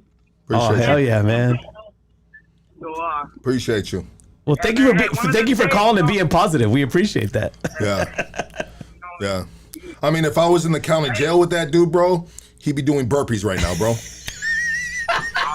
If I was in the penitentiary right now, he'd be motherfucking getting fucking southsided right now, dog. Shit. Oh, hey, San Diego, he would have got a hard 39, dog.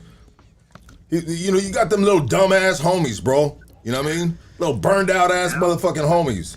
You know what I mean? Like, really, what is your beef that you're gonna have with a solid homie, a little bit older, you know what I mean? That is doing greatness for the community. Maybe he's a liberal. Maybe he's 1 for 9. You're 1 for 9. 1 for 9. 1 for 9. Maybe he's a. Hey, I was just calling in to say, send mines and you guys have a blessed one, my boy. Hey, you have a great Sunday, man. Thank you so much. Appreciate you, man. Hey, Julio said Manny's dressed like a lesbian DJ. See, I like that. I can take those bullets. I'm not gonna call. Hey, what's up, Lucky? What? Fucking Bridgewater Street, puto. I look like a fucking lesbian DJ. Clown me. I don't give a shit. See that as comedians we can take the shots. We can give them too. But see, yes, bring it on. The cool part about it is he bought that Ice Cube T-shirt from Target. That's messed up. No, I went to the concert in Long Beach. It has all the tour dates in the back. I was there. Oh, does it? Yes, okay. Yes. Okay. Yeah, it's called Cali Vibes 2024, February 2nd. What's up, bitches? That hat looks almost like a fucking eraser on a number 2 pencil. You know what? It is. I don't give a shit. I'm never wearing this fucking hat again, but I'm not going to be traumatized. What kind of sunglasses are those?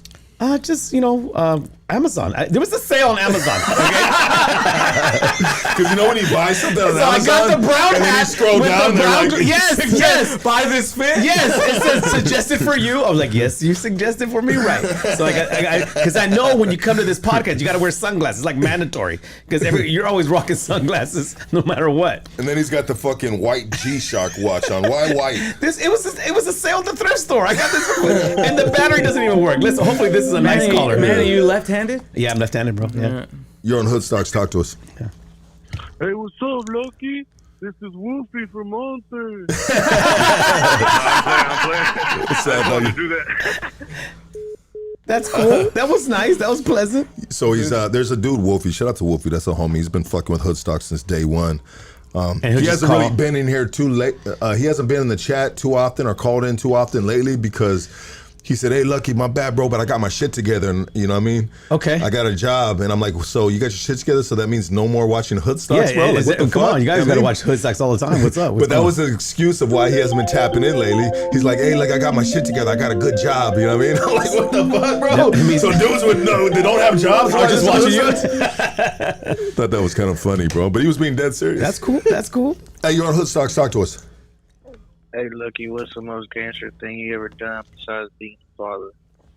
Besides being a father, Yes, sir. well, it's probably something that you really wouldn't want to share right here on a live podcast. To be honest with you, brother. But being a father is a gangster, some gangster shit, bro. And I don't think anything that can ever top being a father in regards to comparing it to doing some gangster shit, you know? Being responsible, stepping up to the plate, you know what I mean? Taking accountability, you know what I mean? Looking in the mirror and understanding the person, who you are, bro. That's gangster too, because a lot of people look in the mirror and they're just like, nah, I ain't, you know what I mean? Like they don't take accountability for like who they are and the wrongs they've done. Like I do it all across the board, easy, you know what I mean? And it's yeah, but just like I think that's the best way. Why do you ask that question, bro? I would say this because I'm going to give you my answer now. So growing up in the hood, I think a lot of people, they try to carry an image, right? But I say being yourself is also the most gangster thing you could do. Yeah. You know what I'm saying? Because that's when you get the respect. You feel me? Absolutely. Don't like not faking the funk in a sense, right? Simon. Yeah, no, I agree with you on that, bro. But sometimes being yourself, you know, like me being myself throughout those times, that was a person that needed to reevaluate myself and make big changes within myself because being myself was not helping the situation, you know what I mean? Because I was in a path of destruction. You feel me? Right. So But, yeah, growing in the hood, though, it's like you got to put a lot of pride and ego to the side. And it seems like, and it's like the deeper you're in it, the harder it is. You feel me? I mean, it was always easy for me to be around the gangsters, you know what I mean, from my hood. I got fools from my hood that were straight nuts, dog. Like, fuck, dog. And I was attracted to that shit in the sense of just like, I'm hanging out with these fools right here, dog. This, you know what I mean? Like, that, it's just like, you know, not attracted. There's something there's a better word to be used. But I always felt comfortable around them, you know? I always felt comfortable around them. But yeah, I hear what you're saying, bro. Appreciate you calling in, dog. What's your name? All right, bro. Hey, appreciate it. All right, bro. Late. Boy had a little seizure at the end. Huh? Oh, that's cool, man. That's cool. And they do that too on the GPS. People just call and they just want somebody to talk to. I think it's great. You open up the phone lines and people just vibing with you. That's dope, man. That's dope. You got a podcast you do with Edwin too, though. Yeah, ours is more nerdy. It's Collector 100%. Strikes Back. We talk about toy collecting, and sometimes we bring in guest comedians that have like collect stuff. We just had Jay Valentino. He had a nice Michael Jackson collection and a Pee Wee Herman doll. Go figure. So what does that say? Yeah, well, that's weird, bro. So he's got a Michael Jackson collection and a Pee Wee Herman doll, bro. That dude's a weird guy right there. Shout out to Jay Valentino, Mr. But Content, crazy sketch like, guys. yeah, he's a funny guy, bro. Yeah. But is that throwing out all the wrong flags when a dude Nah. comes up and says, "Hey, I collect Michael Jackson shit, and I got a human-sized Pee Wee Herman doll"? Annie, are you walking, Annie? That's a red flag for me for sure. 100%, bro. Leave us alone. So Now, you collect Pee Wee Herman and Michael Jackson, but I'm just saying that he's all not. the things He to just collect. okay. He doesn't collect Pee Wee Herman. He just happened to have a doll of Pee Wee Herman. Okay, but I would we have had left to have that it on the episode. But I would have left that out of the conversation, bro. Because I said, you know what, I might be exposing myself a little too much. Shit. You know what I mean? You get me in trouble and I love it. On a Sunday. Yeah, I'm never wearing this fucking lesbian hat again. I saw Jay. No, What's his Jay's name cool. again? Jay Valentino. Yeah, so I was in. I think I was at one of your guys' show, Uh-huh. and no, it wasn't one of your guys' show. It was the G Money show. Oh, the yeah. Covina He Laugh does that Factory. once in a while. Yeah. And he was there, and so I was backstage. And he was there with his mom, and shout out to his mom, man. His mom is like his manager. Yeah. But that dude's like, you know what I mean, getting ready. His mom's fluffing his hair, and you know what I mean. And he's just, you know what I mean. He's doing all like that. This fool right here, He's bro. doing all the sketches and He stuff. ain't even famous yet, bro. You know what I mean? Wait till he gets money on his shit, dog. Like his mom was like, all right, mijo, you know what I mean, dusting him off, and he was like, all right, I gotta get into the zone. Oh my God, that's funny. I love it. I said, damn, this fool's extra. So You know what I on mean? the podcast, like we have comedians that bring in whatever stuff some comedian brought in. He collects sneakers. You know what I mean? Just whatever they're into. It's just it doesn't have to be. We specialize in Star Wars toys. We've been collecting toys since we were kids. I just went to Comic-Con the other day. So yeah, I'm in that world. I'm a fucking nerd, bro. I like that shit. Yeah, I like shit's that fire. shit. That's cool. Do you actually play with the toys still? They come alive at nighttime. Okay. At night? They come alive at night. As long as it ain't the Pee Wee Herman doll coming on like lifetime. You know what I mean? You're sitting there jacking We're off. good. He's right there jacking off. You know what I mean? You and Pee Wee Herman are jacking off. I don't have a Pee Wee Herman doll, but You wouldn't mind it's having worth one. If you can have any of your characters come alive, which character would it be? Oh, Darth Vader all day. Darth Vader. Oh, yeah. So what would you and the homie Darth Vader do? I would like to hear Darth Vader just do stand-up comedy, to be honest with you. Yeah. Oh, bitch. You know what I mean? Just talking shit on stage. No. I would drink with Darth Vader. I would have him ride. You know, we just have a good time, bro. Like you just go out. Yeah, and then he could have choke fun? motherfuckers just with his hand. Just remember by waving his hand, because he always choke people. Do you ever dream about Darth Vader like just breathing on you? No, it's not that obsessive. Jesus. Or maybe being your father. Yeah, that's. Oh, wow. By the time we get one good out of Hey, you're 2 for 11 now. You guys are getting better now. Yes. As the show progresses, you guys are chiming in just better. getting warmed up. I bro. love it. I love Yeah. it. So yeah, the show's fun. It's a podcast called Collector Strikes Back.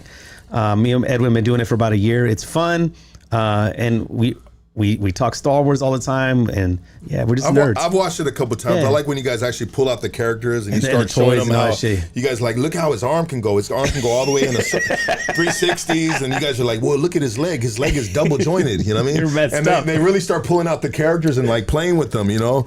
We start unveiling some of the action figures sometimes, and I did get some good figures this weekend at Comic-Con, so I'll be talking about those in the next And so, episode. do you guys ever dress up as your action? Hell no, figures? we're not doing none of that shit. Why not, See, bro? we like, but I'm not getting my and look, shout out to everybody who likes cosplay. It's cool. They had a lot of that at Comic-Con. People just full blown. That shit's the shit right there. It's- Comic-Con? Yeah, I've been wanting to go one of those. You should, man. I mean, it's cool. It's once a year. LA Comic-Con. It's a 3-day event. It's pretty cool. There's a lot of baddies right there, There's too. some baddies, bro. There's some Yeah. baddies. Yeah. You know, Yeah. you see them in Katana, like from Mortal Kombat or Melina. You know, everybody Yeah. has their own thing. Rogue, Yeah. X-Men. Yeah, exactly. Okay. Yeah, Rogue, X-Men.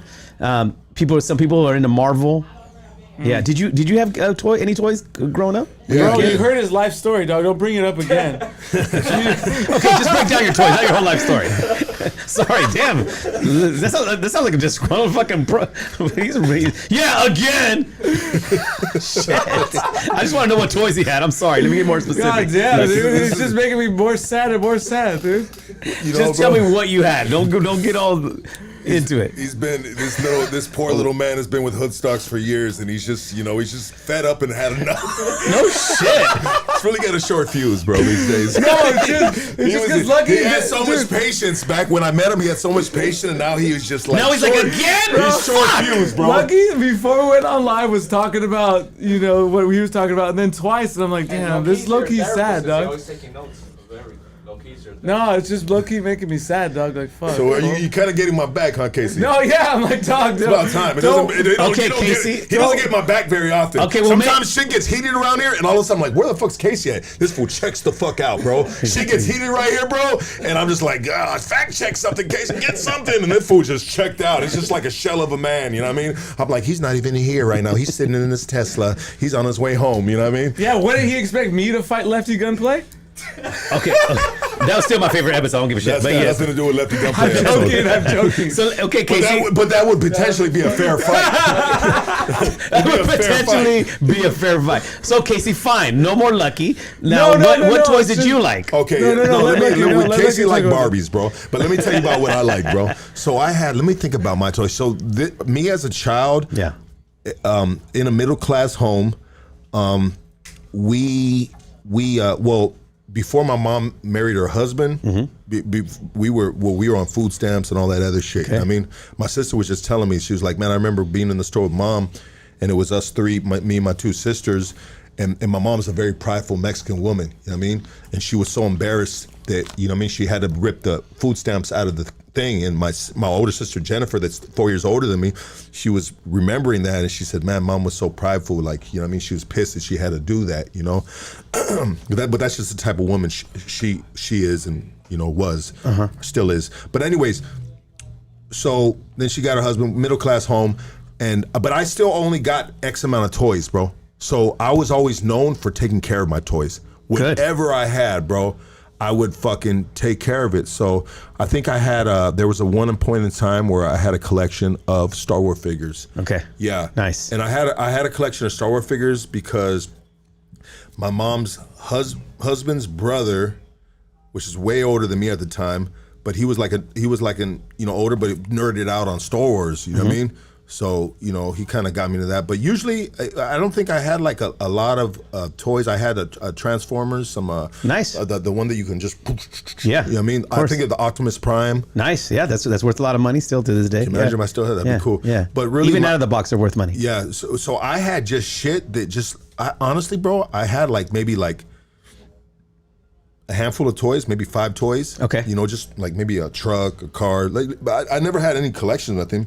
No. And then I got to an age like around 3rd grade and shit like that where I just wanted to be on a bike or a skateboard. Okay. You know what I mean? So, but there was a time where you had some Star Wars or Transformers in your life. Yeah. And most kids did. Yeah. You know, and oh, absolutely. Edwin and I just happened to hang on to our stuff. That's it. We were just into it. We just hung out. That's badass. Hung out home. Well, that says a lot about your family, your home. Yes.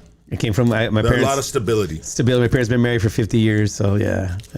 Everything's cool on that front. Do you think when parents or families, we celebrate them for being married for like 50 years? You're married for 50 years. But really the question is how are you able to stay together for 50 years? Was there a lot of cheating involved? You know what I mean? I think when it comes to my parents, I remember asking my mom, it's a good question you bring it up because I said, Mom, she said, it's very hard to maintain a marriage for this long. Yeah. Because, you know, they're old school, first generation Mexican. They're like, no. ¿Qué pasó? Boom, we're together. You know what I mean? Yeah. So yeah. That probably helps it though with the old school values in a sense. Yeah. And then going through the struggle together. Loyalty. Yeah. 4 for 12. We're doing better. Yes. 4 for 12. You can't pull him in with that guy, bro. No, that wasn't me. Yeah, You're doing better, bro. You're doing better. That on. Yeah, I mean that. You know, all that helps. You know. Yeah, it does. You know, but like you said, being together, and you know people. Do you know people that have been married for a long time too? Like, how do they do it? Who knows? I mean, I was married for a while. I was married for 9 years. I'm not anymore. I get along great with my ex-wife, but it just wasn't for me. I'm not married, bro, but I think there's maybe a common law marriage thing that since I've been with my girl for like 10 years. Okay, yeah, you're married. Yeah, they're basically married. Yeah. But like this broad drives me crazy. She hates when I use the word broad. Mm-hmm. But she drives me crazy sometimes. And sometimes I do not want to be with her. And sometimes she does not want to be with me. And sometimes we think about what life would be without each other. And sometimes it may sound brighter. The pasture is greener on the other side. On the other side, but it's not. But in reality, it's not, bro. Probably not. So that means you guys could balance your crazy out together. Well, then we'd be breaking up the family, bro. And we're both from broken homes. Mm-hmm. And so why the fuck we do that? So there's times that, yeah, man, being in a relationship is hell. It's hard. But you know what? It's my hell, bro. It's right there in a nutshell. It's my your hell, bro. It's my hell, and I think about it like, damn. You know what keeps families together? Kids. You know, and sometimes there's one white dude that I bought something from OfferUp one time in a rich area in Orange County. I was like, damn, bro, why you selling everything for cheap? I was in his garage picking up some shelves, and he was like, divorce. You know? Yeah. And he told me some shit. He's like a CEO type of dude. And it was a rich fucking gated community with fucking mini mansions type of shit, bro. And he goes, you know, once upon a time ago, the shit that I thought was cute, you know, after a while, the shit ain't cute no more, you know? Wow. And he goes, we raised the daughters. And he basically said that they just toughed it out, you know, Because throughout of the the kids. years, because of the kids. Because of the kids, right. Because of the kids. And I mean, I guess that's a good thing because you know you fucked around and started some shit, so you got to finish some shit, right? Yeah. And you know what I mean, just because you guys are fucking whatever the problem is, you know you break up a family, it fucks the kids up, dog. Yeah. You know, potentially depending on how it happens, but I think about it, I'm like, hell no, bro. I need to see my girls keep us both together, and thank God for that because it makes us face each other and work it out. Now, with your girl, do you guys live together and everything too?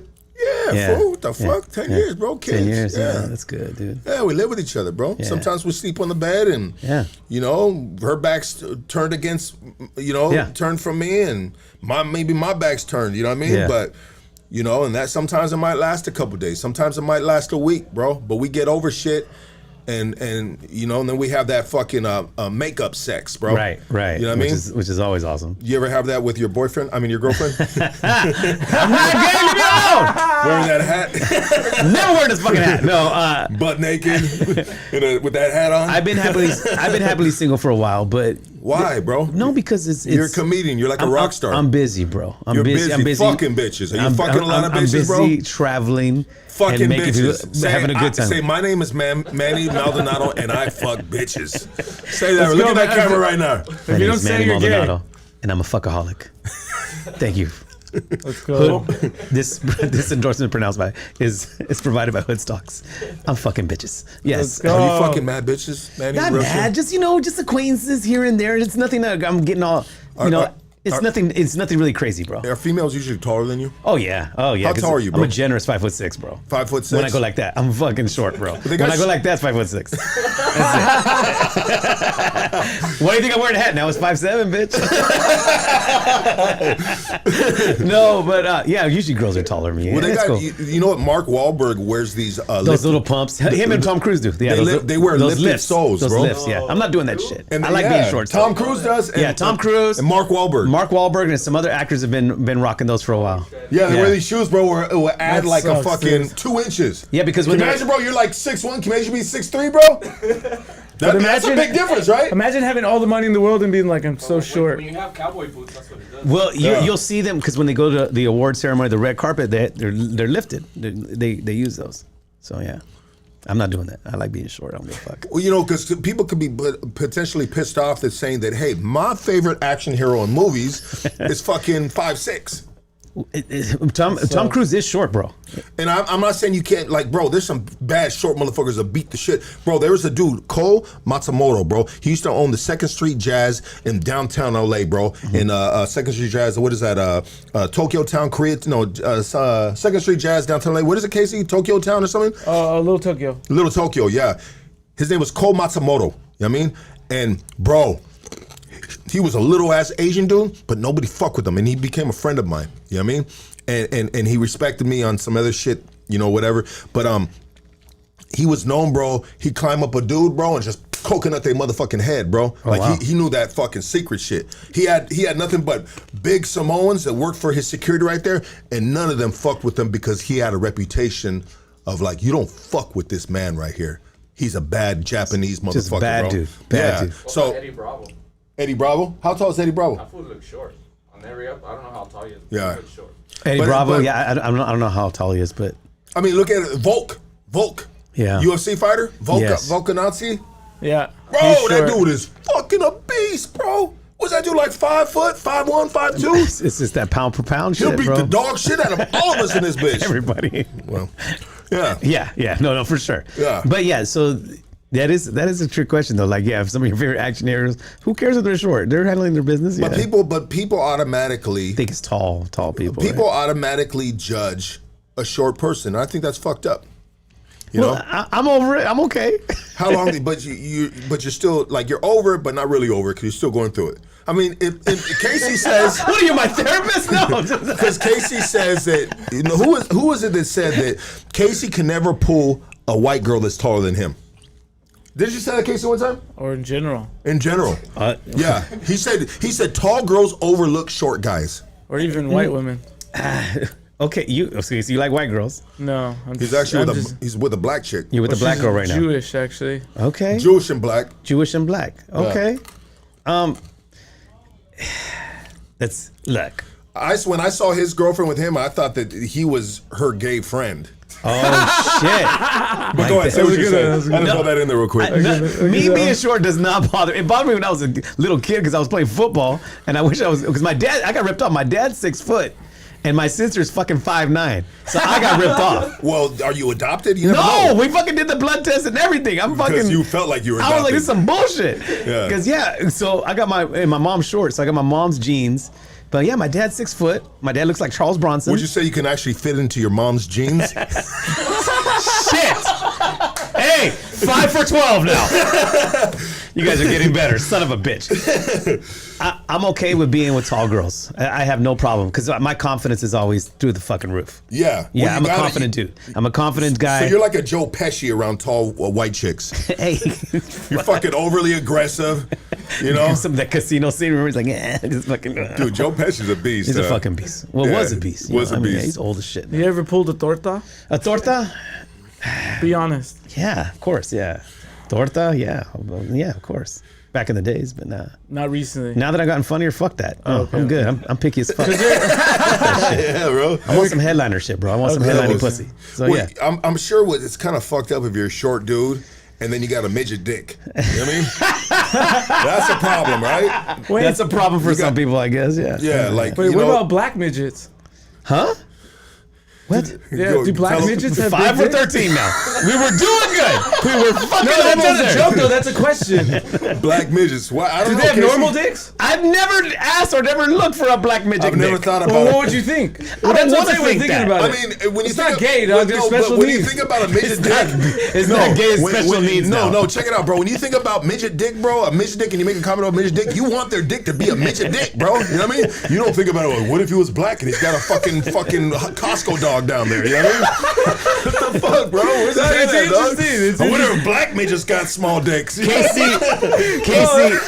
Casey, you're never getting that tall white girl. I'm gonna tell you that right now. It's never gonna happen. Not with that fucking midget black fucking mindset you have. It's never gonna happen. Ever. Ever, bro. I thought you were a fucking comedian, dog. Whatever. Fuck you. Fuck you too. But so back to you fucking all these bitches, man.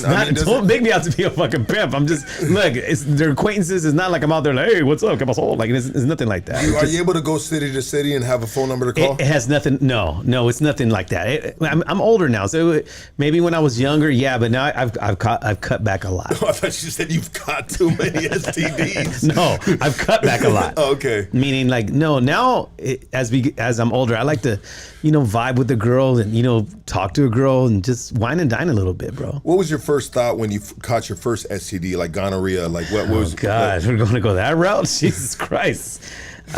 My first thought was like, let's go to Mexico, get those pills, and then bam, we're fixed. Next question, Lucky. Gonorrhea is the worst, bro. You know what I mean? I've never had that. You never what? Chlamydia?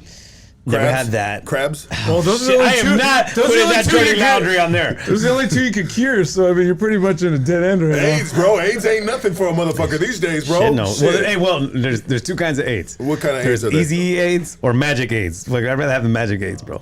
Well, I think Eazy-E caught it too late, bro, or something. Remember when and he had like a low T cell count, right? Or remember on the movie? Like he didn't announce it until he was like 1 foot away from a grave. It was sad, bro. I'm from Compton. I'll tell you, we know.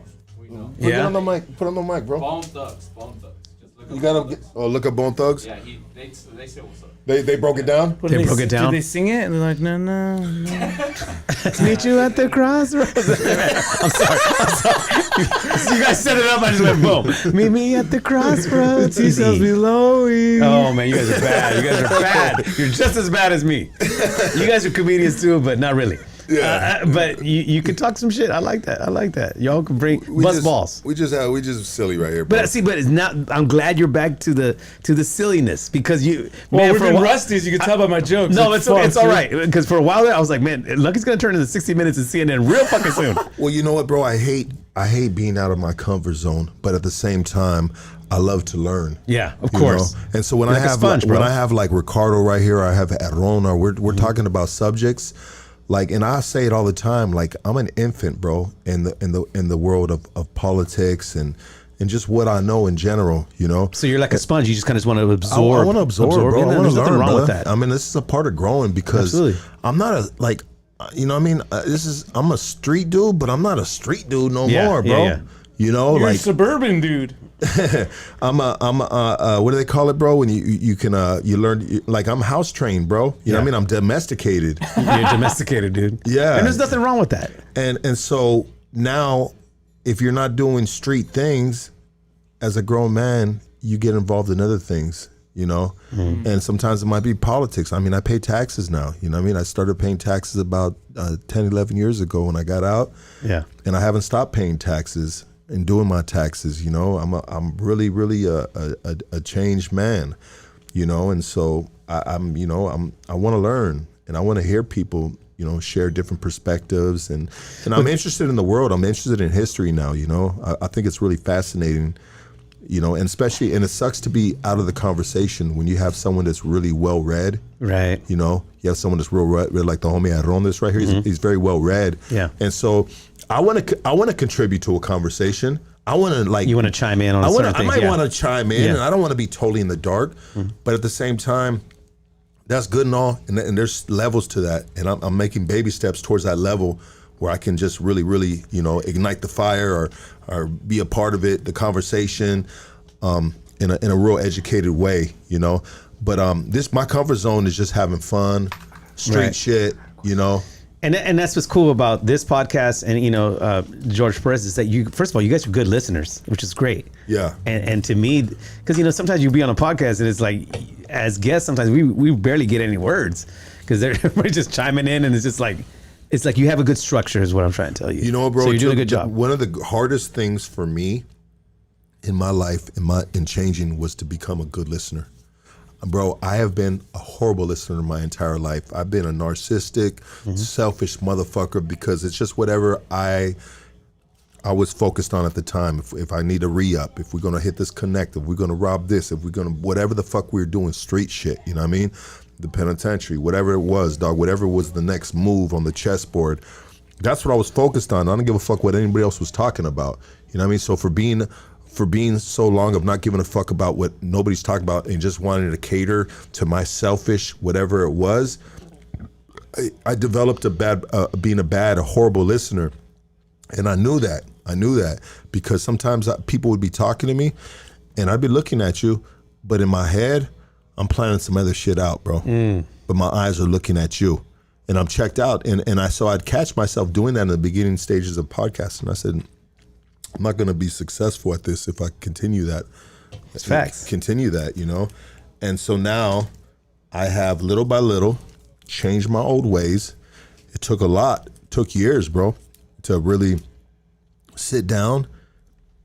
You got to unclutter your mind, bro. Because if you got a cluttered mind, you know, God can be talking to you and you're going to be checked out, you know?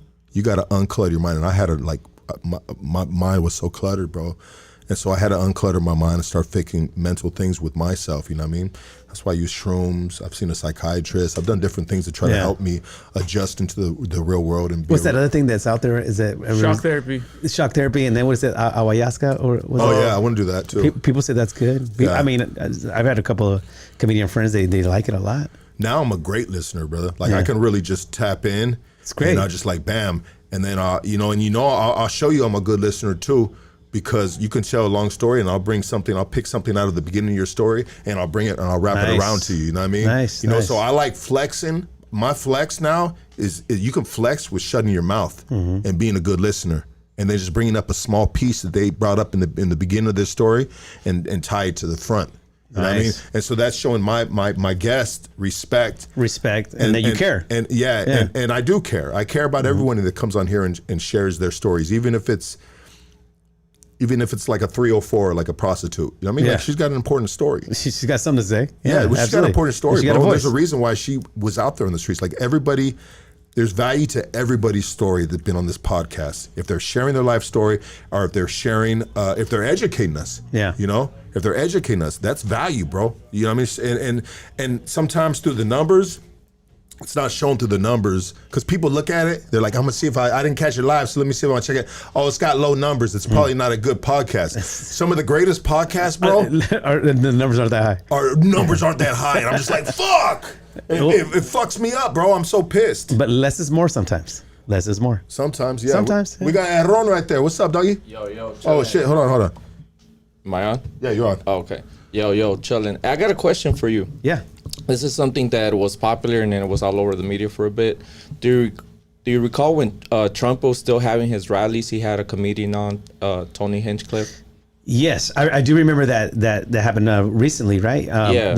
Last year, I guess, right? Yeah, it was in still 2024, right. in December, when well, it might have been January, right? Or when November or something. maybe November or December when he said about Puerto Rico, right? Right. Yes. So I what do are your remember. thoughts as a comedian, as a Latino comedian? What are your thoughts on those? Okay, first of all, it was to me it was offensive, you know, but again, it wasn't funny. It just didn't hit. I mean, where was the joke in that? To me, it was like, where was the joke in? Do you want to repeat the joke for those that don't know? I think it was he saw something with trash and he compared it to Puerto Rico, right? He said, Oh, you're talking about Tony Hinchcliffe. he had Hinchcliffe, yeah. So he had two jokes. One was that Latinos, they have a pulling out problem. They don't pull out like our country. They've come in here and they haven't pulled out. That was funny to me. That was one joke. That was cool. I like that. And then the second one was the dig on it was trash in Puerto Rico, right? The second one is the one I have an issue with. Me too. The first one I found funny. I thought it was funny. Yeah, you got to be open to a little bit of comedy. I'm cool with that. Now, I also know they're using it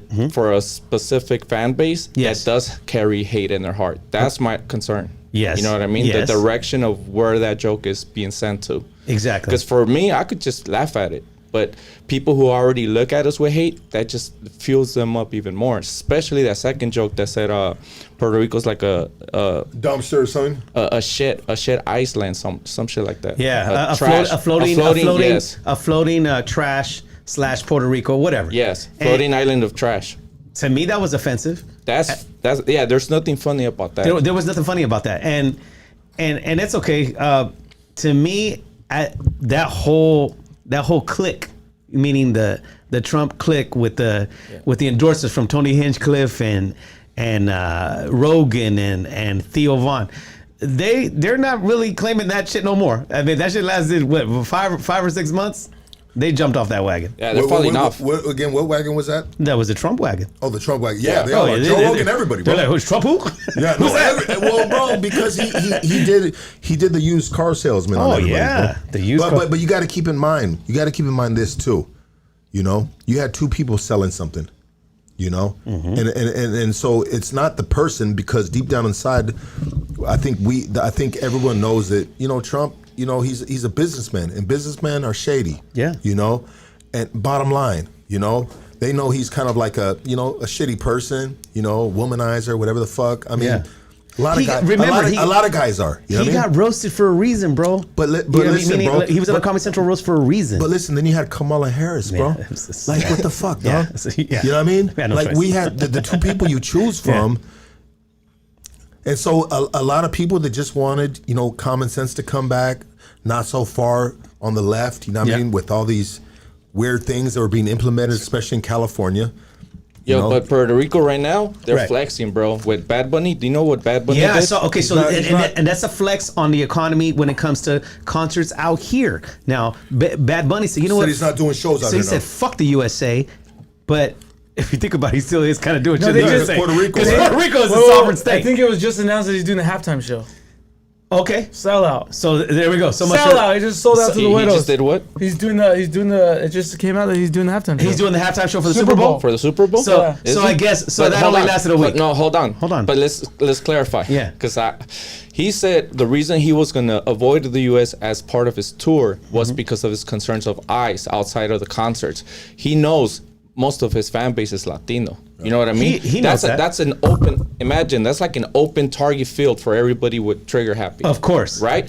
So now him taking the show, halftime show, to me that's genius. Once again, genius, because he don't have to worry about that because it's Super Bowl fans, not his Yeah, fans. right. This is people that are going to go there regardless. No matter what. Yeah, and he's on top of the game getting that worldwide, bro. Oh, Yeah, no, he's he's- going there for the bag, and he's letting them know. And I said, fuck you. And Yeah. I said, I won't do this shit here. And I brought everybody to Puerto Rico. You know how much millions he brought to Puerto Rico? Over 600 million. Big time. And remember, now When you say bring to Puerto Rico In the residency. So he did a 30-day residency. it's 30 days. That's right. 30 Yeah, days. he right. did a Yeah, 30-day 30 residency. In 30 Puerto Rico? In Yeah. Puerto Rico. He did 30 concerts. The first ones were for Puerto Rico only. You had to be from Puerto Rico, the first ones. Then Okay. he opened it to the world. Yeah. He said, you want to see me? Come to Puerto Rico. And people been coming. That creates revenue within the community. Yes. revenue for that country, yeah. He did Or so states, much excuse me. that Hulu hit him up, Country, yeah. and he's like, hey, let's do one more, and let's go live stream on Hulu. That was another bag. So he's on it, business wise, Killing it. Ron, I agree with you 100%. Now back to that, the Tony Hinchcliffe and all that Yes. stuff for a second. When that went down again, there was really no backlash for Tony. All it did was just generate more eyes on him. Yeah, he said something offensive, but did he get in trouble? And again, it's really hard for a comedian to get in trouble, bro, because when you're a comic, we're comics. That's it. Well, especially if you're on Joe Rogan's corner. You ever see Tony Hinchcliffe on the fucking what's his name, the quarterback, fucking badass Oh, quarterback. the roast of Tom Brady. Oh, He killed did he it, bro. kill that shit? Oh yeah, he was awesome. Man, he What was was awesome. that? What was that white girl's name? Nikki Glazer. Oh, yeah, my they God, were bro. they were fired. They were killing it, man. And, Bro, and man, that was a good roast. that was a damn good roast. Was that one of the best roasts? I think it's up there. It's up there. right? It's definitely up there. To me, mine favorite was the roast of Emmett Smith because Jeff Ross that's when he was barely starting off, and he was just fucking gangster. And it's up there. It's up there though, definitely. You think Jeff Ross is on the Epstein list? He has the face for the Epstein list for sure. Because he looks like somebody's Webble. You know? So, you know what I mean? Yeah. Like, I think he would. He could be the poster child. The poster child of the No, Epstein list. shout out to Jeff Ross. Oh, he's funny ass dude. But yes, definitely, yeah. And what do you? Let me ask you this: do you think that list ever gonna come out? I think this is what I think, and what I think is what I don't know. It's just what I think, right? Just your opinion. Yeah, I think honestly, you got to think about it, man. None of the previous administration didn't release that shit either. You know? Yeah, for a reason. Yeah. So and now here it is on Trump's lap, and he ain't releasing it for a reason. I like how all everybody else had to take the bullets. Like the Indian guy, when they were getting him the other day, when he was just like, I had Cash nothing. Patel. Yeah, Cash Patel is. Bro, Cash is first off, he's cockeyed, bro. First off, he's cockeyed, bro. I mean, yeah, dude. You look, that dude can't even look you dead in the face and tell you an honest truth of nothing, bro, because he's cockeyed, bro. He can't look you in the eye, bro. He like east side, Look west at the side. camera, bro. He like east side, west side, east side, west side. Bro, he's a meme forever now. No, forever, right? No matter what you do, He'll like, be that's- remembered as a meme. I mean, man, look, I agree. I don't think the Epstein files are gonna come out. It's not because it will destroy the country. You know what I think is funny though? What's up, man? MAGA people are super conspiracy theory people, right? Yeah. Do you think so? More than the other they're- side? that's like where the big bank of conspiracy theories are at. What about all the FBI? Because of QAnon, 'cause QAnon. What about the feds, bro, that were supposedly now inside the January 6th insurrection? Now they're saying that half those dudes that were in there, they were agitators that were feds. Is that true or what? That's what I'm still hope looking that's into. not That. true. I'm I still hope looking it's into not. that. And then if it's true, under whose administration are those feds under?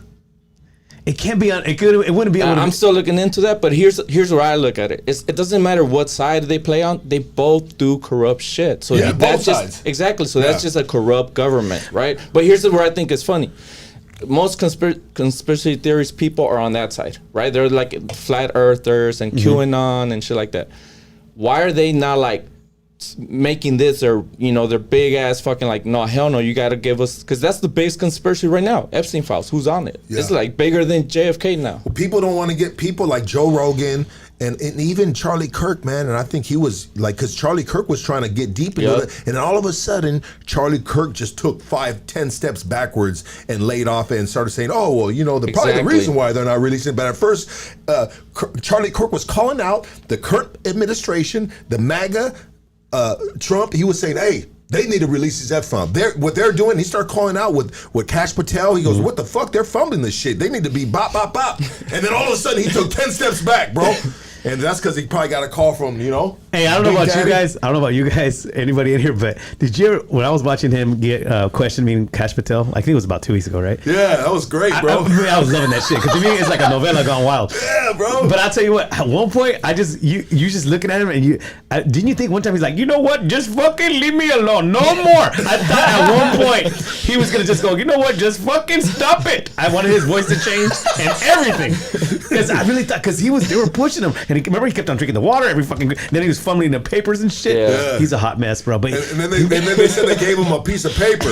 They gave him a piece of paper, right? Hey, bro, he looks concerned after that. He was shook, bro. But did you say that, or did I hear that in the news? I've been watching so much shit. I said it when I was last time I was here. Well, you said that, bro? Yeah, they gave him a piece of a note, and he just looked concerned, bro. Like his eyes opened up. He touches his ear. He starts touching his nose, his ear. He's all That's over the universal place. language. I really thought at one point he was just gonna go, I no more. I really thought his voice was gonna change. Go, just stop it, leave me alone. You know what? So let's we obviously, after just being in this country for our entire lives, right? Right.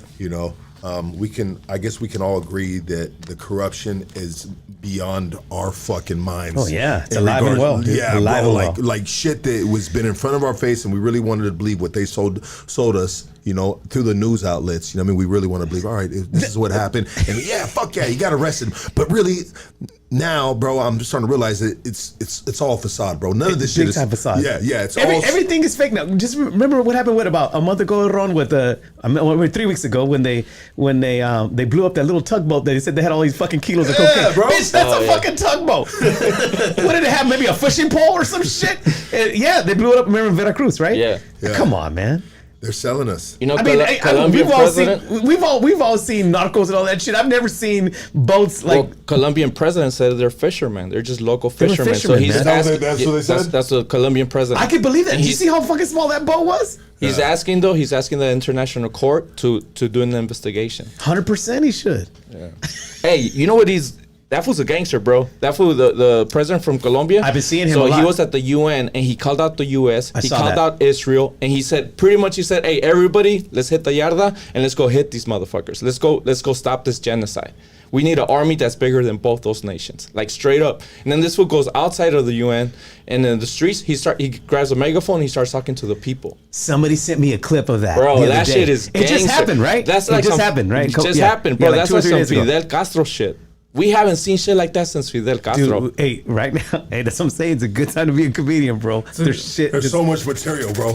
like So much material, man. The Cash Patel, bro, I was just stuck just watching every clip. Hey, there was this dude, I don't know his name. He used to be on TikTok and he used to do like cholo news coverage, but like some funny shit. He'll be like, hey, let me check it out. I'm gonna tell you about the feud that's going on with Russia right now. So check it home. funny. And that fool did the whole thing, like he's telling a story in the yarda, like, hey, it went down like this. And that shit was hilarious, bro. I don't know what the homies channel is, but that's just funny. That's really cool, man. They're getting real creative too on TikTok, man. So there's these dudes. Instead of talking shit about them, what they do is they these rappers they get their rap they put their rap video up, and then these dudes are actually going in the studio and re-recording their rap music and talking all this gay shit. Oh, that's hilarious. You see that shit on Nah, TikTok, I've bro? seen it. That's funny as hell. So it's like a voiceover, bro. Yeah. You Voice know? over the And stuff.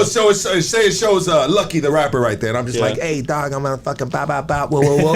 But instead, I love dicks, I love balls. You know what I mean? Like, That's funny. bro, I sometimes I watch one, and then the algorithm kicks in, Yeah. and so it's just nothing but that shit. It And just starts feeding you all I'm that like, stuff. bro, who are these dudes that are taking the time? But they're trying to make and it then funny, the which is good. creativity of the gayness of Yeah. the lyrics is just fucking top notch. Fucking, you know what I mean? Gayness, bro. West Hollywood, bro. I love it. That's funny as hell. But you're right. I mean, I'm telling you that I was hooked on just watching all the videos with that Cash Patel. I mean, I was all over that. I was like, too funny. But you know what? But there has to be some kind of scapegoat, right? Ron, there has to be somebody. Comedy. They just got to let. Comedy's good. Yeah, no, but I mean, Trump was probably like, you know earlier- what? Get these guys. You By know the what I mean? way, earlier you guys were talking about Jimmy Kimmel. Yeah. So something that maybe I think is a connection, but Jimmy Kimmel went on vacation like a few months before that, and I he do had, remember he that. had different hosts, right? One of them was Diego Luna. I remember Diego that. Luna's an actor, you Yeah, know, of course. from Andor, From- right? yeah, from Star Wars badass, Andor, yeah. Badass fucking show, by the way. Yeah. Badass. Great probably fucking top show. Star Wars show right now. It is. It's better not than even close. Mandalorian. I Way think better than so, yeah. Mandalorian. Way better. So I got a little nerd in me too. Yeah, hell yeah, bro. Hell yeah. Diego Luna went in on Trump, right? Because of the whole I saw that. ratings. It was good. Yeah, so they wrote about him, or no, they talked about him on Fox News right away. So I remember that. Look at it from their perspective, from the Trump perspective, right? He's a foreigner. He's representing Mexico, Mm-hmm. and he's this big shot guy, like big shot hot like Tom Cruise maybe for Mexico, right? Of course. And this is what he's saying about me. So they already had it on for Jimmy Kimmel. Mm-hmm. Like that's my point of view. That at that moment they're like, I'm gonna find a way to get you, and he slipped up, but they had the fucking microscope on him. They did. They You know what I could. They mean? could have used that, right? But Because I it was not only it was a Diego. There were some other people chiming in too. But you're right. Right. I do remember that episode. But Diego Luna is like is bigger because he's Mexican and he's badass. He's a big, Hollywood star. A-list. He's an Yeah, A-list. A-list guy. Yeah. So in their perspective, they don't want that to be the, like, don't look at guys like that. And Jimmy Kimmel gave him a fucking hosting job, bro. Like, no one else did that, Shout out to Jimmy for that. And you know what? Jimmy Kimmel, whatever he's gonna push. Everybody's nowadays just has a team. You know what I mean? Yeah. Everyone's on this side or that side, and if you don't stand on neither side, you know what I mean, then you're getting crucified for being on the fence. You know what I mean? No pun intended. The fence, the wall.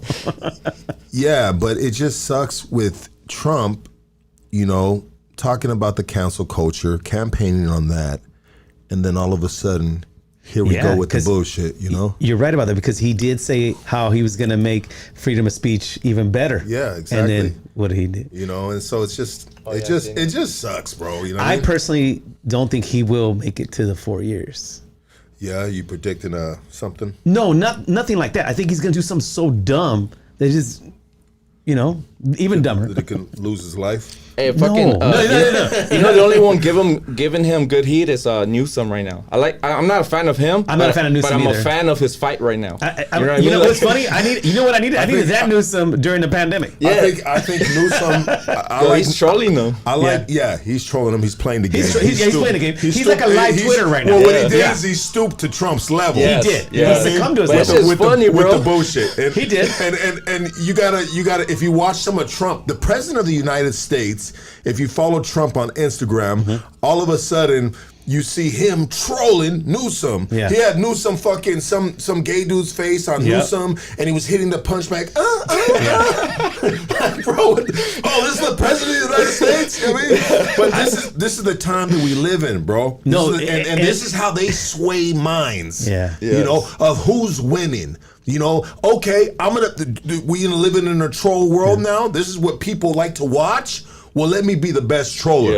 Yeah. Because even Newsom wised up to it, Ron, by doing an interview with Charlie Kirk. Yeah. Because he knew that Newsom already knew that he was getting just destroyed, and then he did his interview. What do you think about the interview with Charlie Kirk and Newsom? I didn't watch that one. I watched it, and I thought it was a smart play by Newsom to do that. Well, no, this is why I say how slimy Newsom is, and it's he's just a politics, weasel, bro. He's Yeah. a fucking sick ass weasel. Yeah. He was so far left, bro, and then he started sliming his way to get to the middle, bro. You know what I mean? But I'll tell you this: I've been backing up Newsom since I started Hoodstocks, and 7 years ago I was saying, "Hey, Newsom's the man." Why would I say? And people would shit on me. Fuck Newsom, look this and that. And I said no, because of his prison reform. You know what I mean? He's a lot of homies are coming home from life sentence, about it. and that's because of fucking Newsom, man. But so that, I gotta give him that, bro. And I've been saying that's the beginning. right. That you know? affects you in a positive way. So you, but that's because you're speaking out because he did something. Here's another I've one. been from that life. Yes, you know you're what from I mean? that life. So yeah. Here's another one. He gave land back to indigenous people in California. He did. I mean, he what did. bad has he really done? The way he handled the COVID pandemic, that's when I checked out. Because he was bad. like, all these small businesses that could have been staying afloat, he did not fight for them.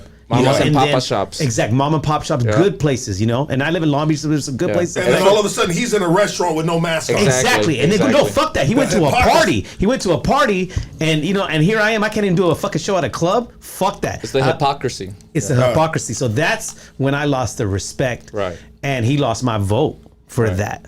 To me, I'm not a. First of all, I'm not a Democrat or Republican. I just vote for whoever does the best job. By the way, I'm that guy. I think Whoever's if killing California goes red, it's going to be horrible for the state.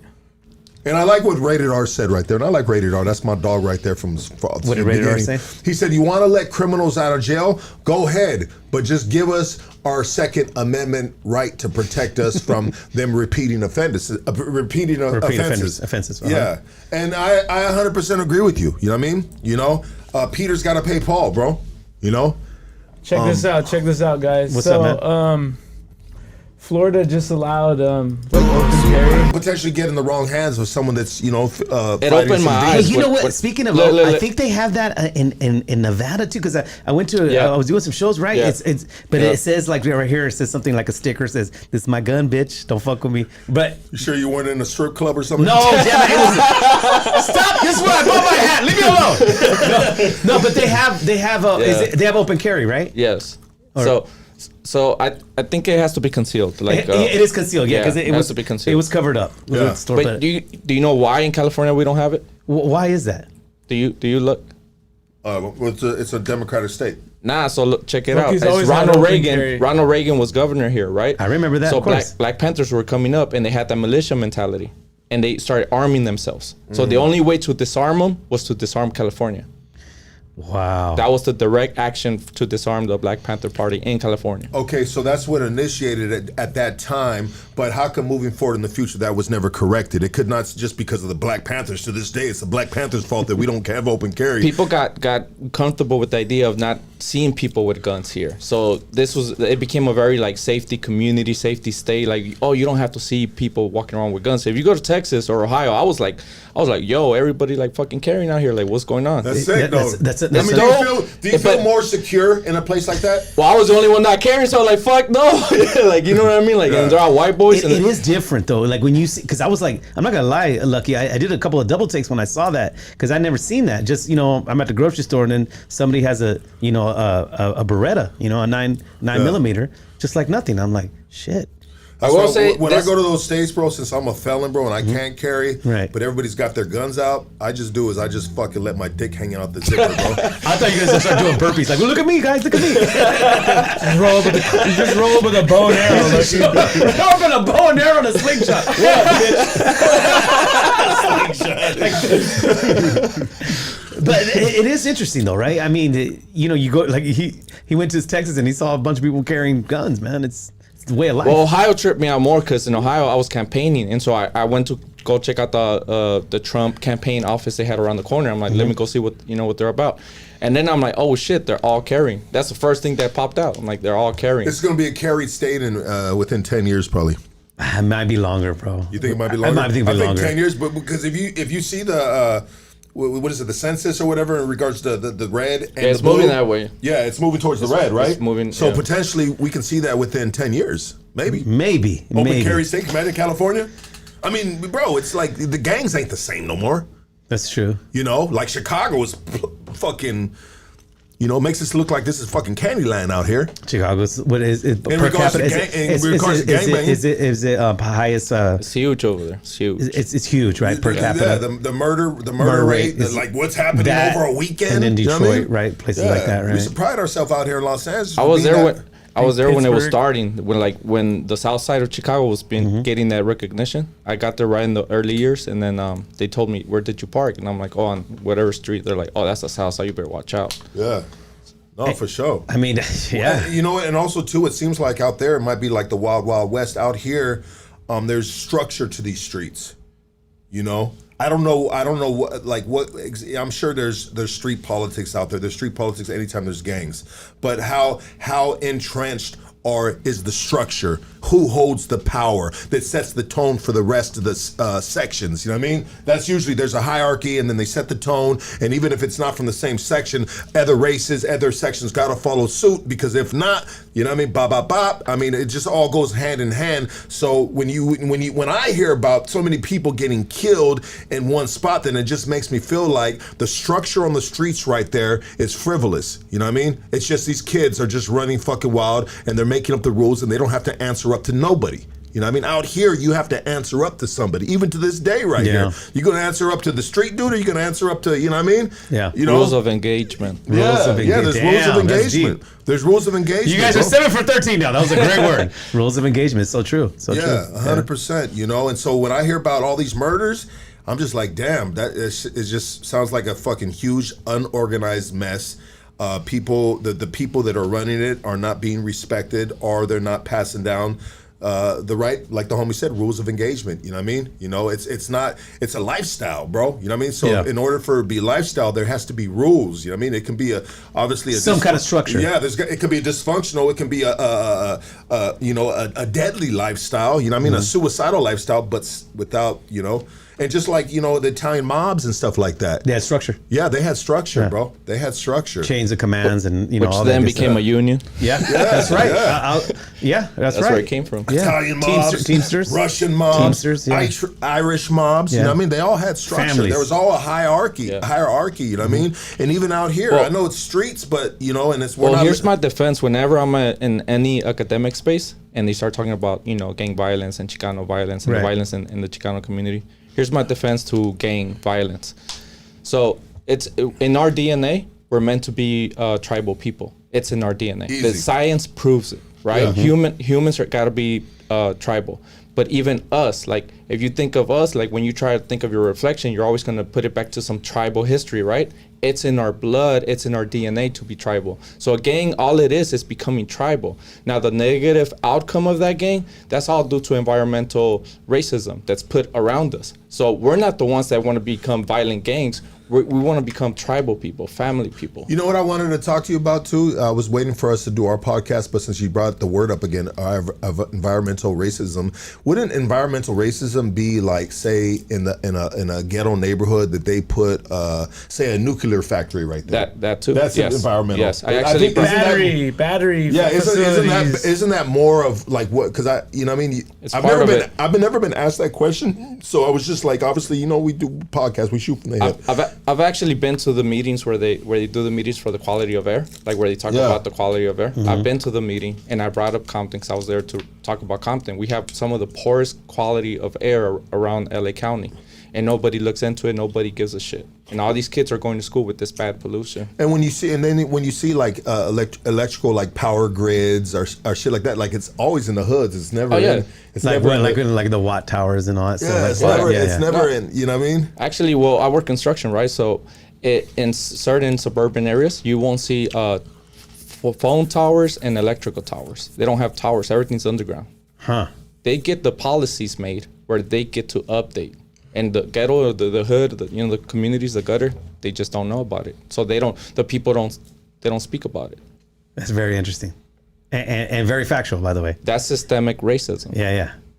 Yeah. You're trying to just push those and put that people to the side and just say figure it out. Exactly. Shit, that's deep. Shout out to Thomas Fox. Appreciate the $5. If anybody else would like to throw in a super chat, we would appreciate it. We're at the end of the month, and it's been a funky month, but at the same time, we just appreciate you being here. Nobody's panhandling. But the homie said right here, Thomas Fox said, Second Amendment, your rights shall not be infringed upon. Doesn't say exclude felons. Doesn't exclude felons from paying taxes. Yeah, for sure. So Second Amendment, your rights shall not be infringed upon. Doesn't say exclude felons. Doesn't exclude felons from paying taxes. So he's saying if you like, it depends on your felony. Because exactly. Because the type I got, I can't even be in the same perimeter as one. Yeah. I just got guns, armed robberies, high speed pursuits. I mean, it's lightweight in comparison. And a partridge in a pear tree. It's lightweight in compared to others. You know what I mean? When dudes have, just like, assault. Like those are worse. Right. Of course. With deadly bodily harm. Yeah. I said deadly bodily harm in Casey's ass just perked up. Assault me right now. Where's that white girl, Casey? Find her. Hey, man. She looks over me. All right. In your dreams. This has been great, brother. Thank you so much. Manny, I had Maldonado, thank you so an amazing much. time. You guys can find me, Manny to the Max, on the gram. I always posting my shows and my comedy clips and my schedule. Come see me at a comedy show. Lucky will be there. And we just have a good time, man. Thank you for having me. I love it when, you know what, bro, I get invited to shows all the time, and usually they're like music shows, and I'm just not a big fan of just going to where there's a bunch of cholos at, because it's just like the same old shit, Right. And then there's certain cholos, bro, there's so many fucking weirdos on these streets these days. Like a lot of these dudes, not a lot of them, some of them, man, it's just people you don't really want to be around if you knew some of their background, but they out there, It's a circus nowadays, and I don't like to associate with just the circus in a sense, But comedy shows, I love going to comedy shows. Every time you guys invite me to a comedy show, I'm fucking there, bro. We love it. We love the fact that you come through. So it's always a blast to see you. One more question. Yeah. What's your take right now on Ralph Barbosa? I like Ralph. He's what we call a phenom. You know how his come up happened. Very very lightning fast. I think he's only. I've never met him personally. I have friends that know him. I think he's only like 28 or 29, but he's like an old soul, if that makes any sense. Yeah. He's a good storyteller, great writer. So I like what he does. What was your take with the George Lopez situation? When they had that thing, I thought, George comes from an old school place. I saw where he was coming from, but he could have handled that a little bit differently as well. But that's one thing. That's not a Lopez thing. That's a Latino thing. Latinos always like to not, help each other out too in a certain way. Yeah. And George came from that old school, like, well, what the hell with Ralph, whatever. And, the internet went crazy. But I like how Ralph is handled it like a G. He's like, look, man, like whatever. I still think he's funny, but not my cup of tea. In a recent interview, another interviewer, another comedian told him the difference with you and George Lopez is that he was like, he was a Latino comedian hitting the comedy scene, right? Right. And with George, with Ralph, he told him that he's more of a comedian who happens to be Latino. Yes, do you agree? And that's how I kind of pattern myself that way too.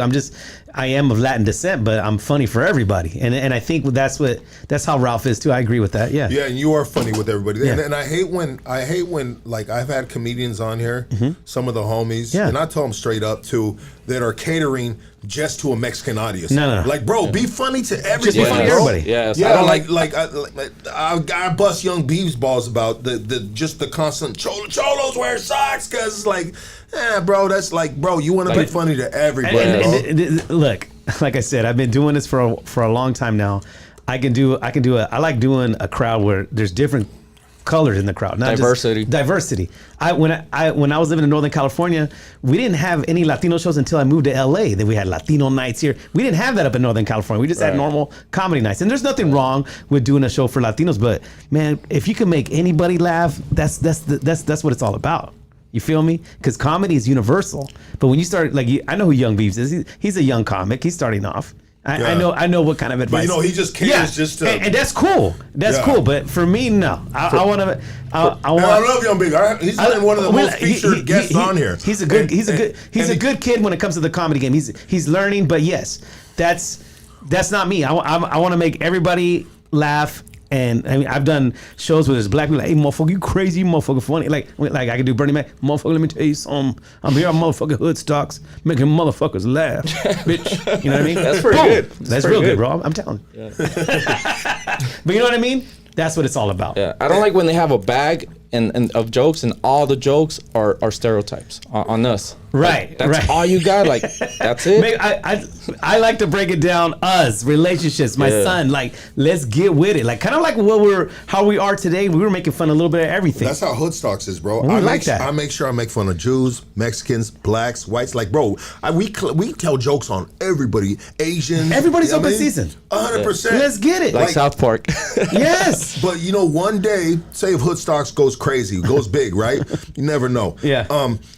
But there could be people potentially to pull up those old clips. Of course they are. And I'm like, if you're gonna pull up an old clip of the white joke, make sure you pull up the clip of the black dude, the Chinese dude, the Mexican dude, and the Jew, and the jokes I told about my parents too. You know what I mean? Do it all.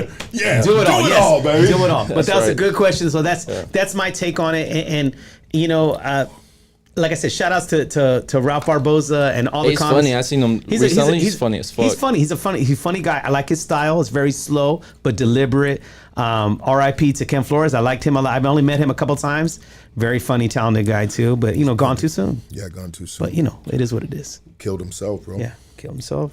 Yeah. You had him on here, huh? Yeah, he was great. You had him on here, right? Follow-up question, because with Yeah. George Lopez, he was like our guy, right? Like he was representing Latinos in the big stage and the big movies. He was. He's not that guy no more. No, but he was that guy, He right? had his time. He had And his there's time. nothing wrong with that. Exactly. There's He nothing had wrong his with time. that. Would you say that Ralph Barbosa is our guy today? I think Ralph has his. There's two ways to answer this.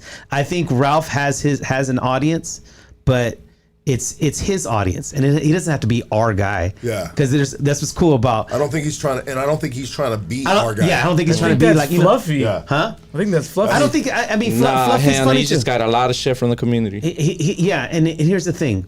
But he had his own show. He basically, like, if not surpassed George Lopez in a sense. Maybe Well, monetary it would be- wise, yeah, I guess. I think Casey's right in the sense of being able to put Fluffy in the position that George Lopez was in Yeah. before. I know what you're saying on that, And, yes. and not necessarily not being Barbosa, George. because Yeah. Barbosa doesn't want to be in that position. He wants to, like, you know what I mean? You see him on Shannon Sharp show. Yeah, you he's see him doing- on Joe Rogan. Like he wants to be the universal guy. And there's nothing wrong with that. But that's the guy I want. I didn't want a George Lopez Yeah. guy. You know what I mean? So Yeah. I think that's what the audience is also like. But that's what's cool about feeling comedy. about It's him. kind of like wine. It's an acquired taste. Like if you want to hear, George. Like somebody had one of our comedian friends had the best joke ever about George Lopez. He's like, how come every time George Lopez does a show, he looks like he's doing a show in a haunted house because he's always looking around like this. No, it's good too. That was his shit. He's always done that. Yeah, he's always done that. That But, was just you know what I tweaked mean? out. But that's what I'm saying. You got some people that like Ralph, and you got some people that don't like Ralph. That's what's cool. You got some people that like Manny Maldonado, some people that don't like me, and that's okay. But- and that's just life. I think Ralph is smart enough to know that He's a very smart kid. he doesn't want people to call, like, the Latino people to say, hey, this is our guy. This is our guy. Because he knows, being Mexican, being a part of the Latino community, he knows that's a gift and that's a curse, bro. Because Yes. as soon as you fuck up, the person true. that was calling, hey, that's our guy. Or, They're the ones that are gonna turn on you. They're It's the like you ones just that go- said about Fluffy. Yeah, you Yeah. got a lot of shit. He got a lot of shit for what? Not Because he stood not- silent during the whole. through ICE, right? Yes. Yeah, and then he spoke out on through Who Kirk. did Fluffy? Yeah, Yes. he's quiet. He's quiet. But we're comedians. He doesn't have to speak. He but doesn't. if he wants to, cool. He doesn't have to. Yeah. We're not politicians. We're But not. there's certain people that expect him, and that Of maybe course. Heron is one that No, expects it's him to not- speak out. No, it's not that I expect him and like you say, he doesn't have to, right? Yeah. But the fact that he spoke about one issue and not the other issue is That's the problem. That's the problem. I feel you on that. So as being a professional or being in the entertainment, being in the public eye, a public figure, then the biggest lesson is just to 100% stay out of politics and stick to the craft, because then you can never be called Right. out on, like, hey bro, you called this, why are you speaking on this? Because it's true, it's a valid gripe within the community. But there is a tricky way you could do it. I like to call out both. You know what Yeah, I mean? If you do both, it's even better. I like to call out both. I like to call out the red. I like to call out the blue. Yes. And I talk about how my dad voted for Trump. I was like, Dad, how do you vote for Trump? He's all because some of our relatives have got to go. You know what I mean? So, you know what I mean? But that's the joke. You know what I mean? And that's what and that's what he was saying. But that's how it is. If you're gonna attack, go both ways. Yeah. Don't just go, because you're right. He didn't speak out on that, and I know Fluffy. Haven't seen him in a long time, but yeah, I mean, I'm not mad at him. Whatever, that was just his take, But Yeah. I could see how some people could get upset. I guess. Whatever. I mean, when I see to me, it Fluffy, doesn't bro, upset. I just to me, want, he's just a happy guy. Yeah, when I see Fluffy, I don't want to hear him talking about no gangbanging. I don't want to hear him talking about no politics. I want to see him eat donuts and milk or tell jokes, bro. You know what I mean? And He's just like an adorable looking character, bro. Yeah. That you just want as a stuffed animal for your kids, bro. You know what I mean? you. Just keep the happiness, keep the high energy going. And that's what everybody, 100%. and everybody looks at him pretty much that way. Yeah, he's got the big fucking funny shirt, And bro. he- The and he- button-ups he wears. It's like, bro. So for some people, do you really want to be taking political advice from this guy? No, exactly. And some people are Do losing you their really shit. need this guy to stand up for the community? Like, no, bro, stay in your lane, dog. You know? And that's the joke in itself. It's like, Yes. calm down, people. Like, we're cool. We're comedians. But again, once you start talking though about a certain way, and then you go another way, that can be a problem. Yeah. It can, If you want it. or it could be successful, like Yeah. Bad Bunny right now. Yeah, no, Bad Bunny's I mean, successful due to it. Bro, I don't he's- know, but Bad Bunny just took that fucking gringo bag though right now, so you Of can't course, bro. 100% He took be the like, mainstream oh, bag. Yes. Oh, so did then that's Kendrick selling Lamar. out? Is that not selling No, out? No, because That's of the- not. That's strategic now. It is All tragic. right. That- But check this out, Casey. All So right, now so- but what's cool is that So you can't do that. That's like, come on. That's like Fluffy saying like, "Hey, I don't want Casey, to." we're gonna get you that white No, girl, I that's like promise. Fluffy Okay, we're gonna get you saying, that white girl, "Hey, I I don't want promise." to fuck up my bag." So how is that okay with Fluffy not wanting to fuck up his bag, but Bad Bunny's strategic? because it sound like this. Oh, Yeah, because it sound like this. I agree with Casey on that one right You know now. what, Casey? That I was a agree good with Casey fucking on You that. gotta give him some Well, pushback. you know what it is, bro? That was really good point, Casey. Sometimes Shit. that's the definition of the Latino community, bro, because that's how they are, bro. That's how we You know what I do mean? it. That's They true. want to give them a pass when they feel like giving them a pass, and they want to fucking stomp them out like a fucking cockroach, and they feel like stomping them out, bro. And that's the reason why the Latino community as a whole hasn't been able to uplift each other, bro, into a higher plateau and do bigger things. So that's why motherfuckers got to do them individually, like a Ralph Barbosa. He's like, man, fuck all that shit. I don't got to be your guy, dog. You know what I mean? I ain't trying to be your guy. But then I'm once just- he gets up there, they shit on him for not speaking up. No, but he no, answered the that's how it question works, though. bro. But he answered the important question. That's why I'm enjoying being an undercover comic. So I You're don't saying worry about this cop, shit. bro. I'm on Hoodstocks, motherfuckers. Bring it. I'm here. Hey, bro, you actually got the greatest undercover fucking outfit on right now, That's dog. right. Look You know at what the I mean? lesbian fucking DJ. It's like you're a Damn garage sale. I bought this shit. bro, no, listen, the bro, shit out of listen, it, bro. Bro, if I walked outside right now and I seen this fool sitting in a fucking Ford Taurus right now with those sunglasses and that hat, bro, I'm thinking he's on a stakeout, dog.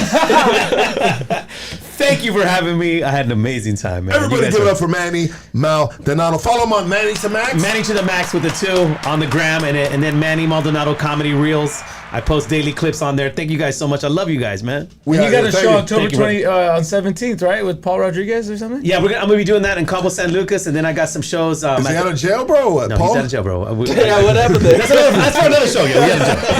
We're good. I got him out of jail. I got him out of jail. He's like, you know what, Vato? Get me out. I got him out. So, and then I got some stuff at the Laugh Factory in Hollywood and in Long Beach in October. So, yeah, y'all just hit me up on the gram, hook up some tickets. Let's do it. There it is right there, baby. Thank you guys.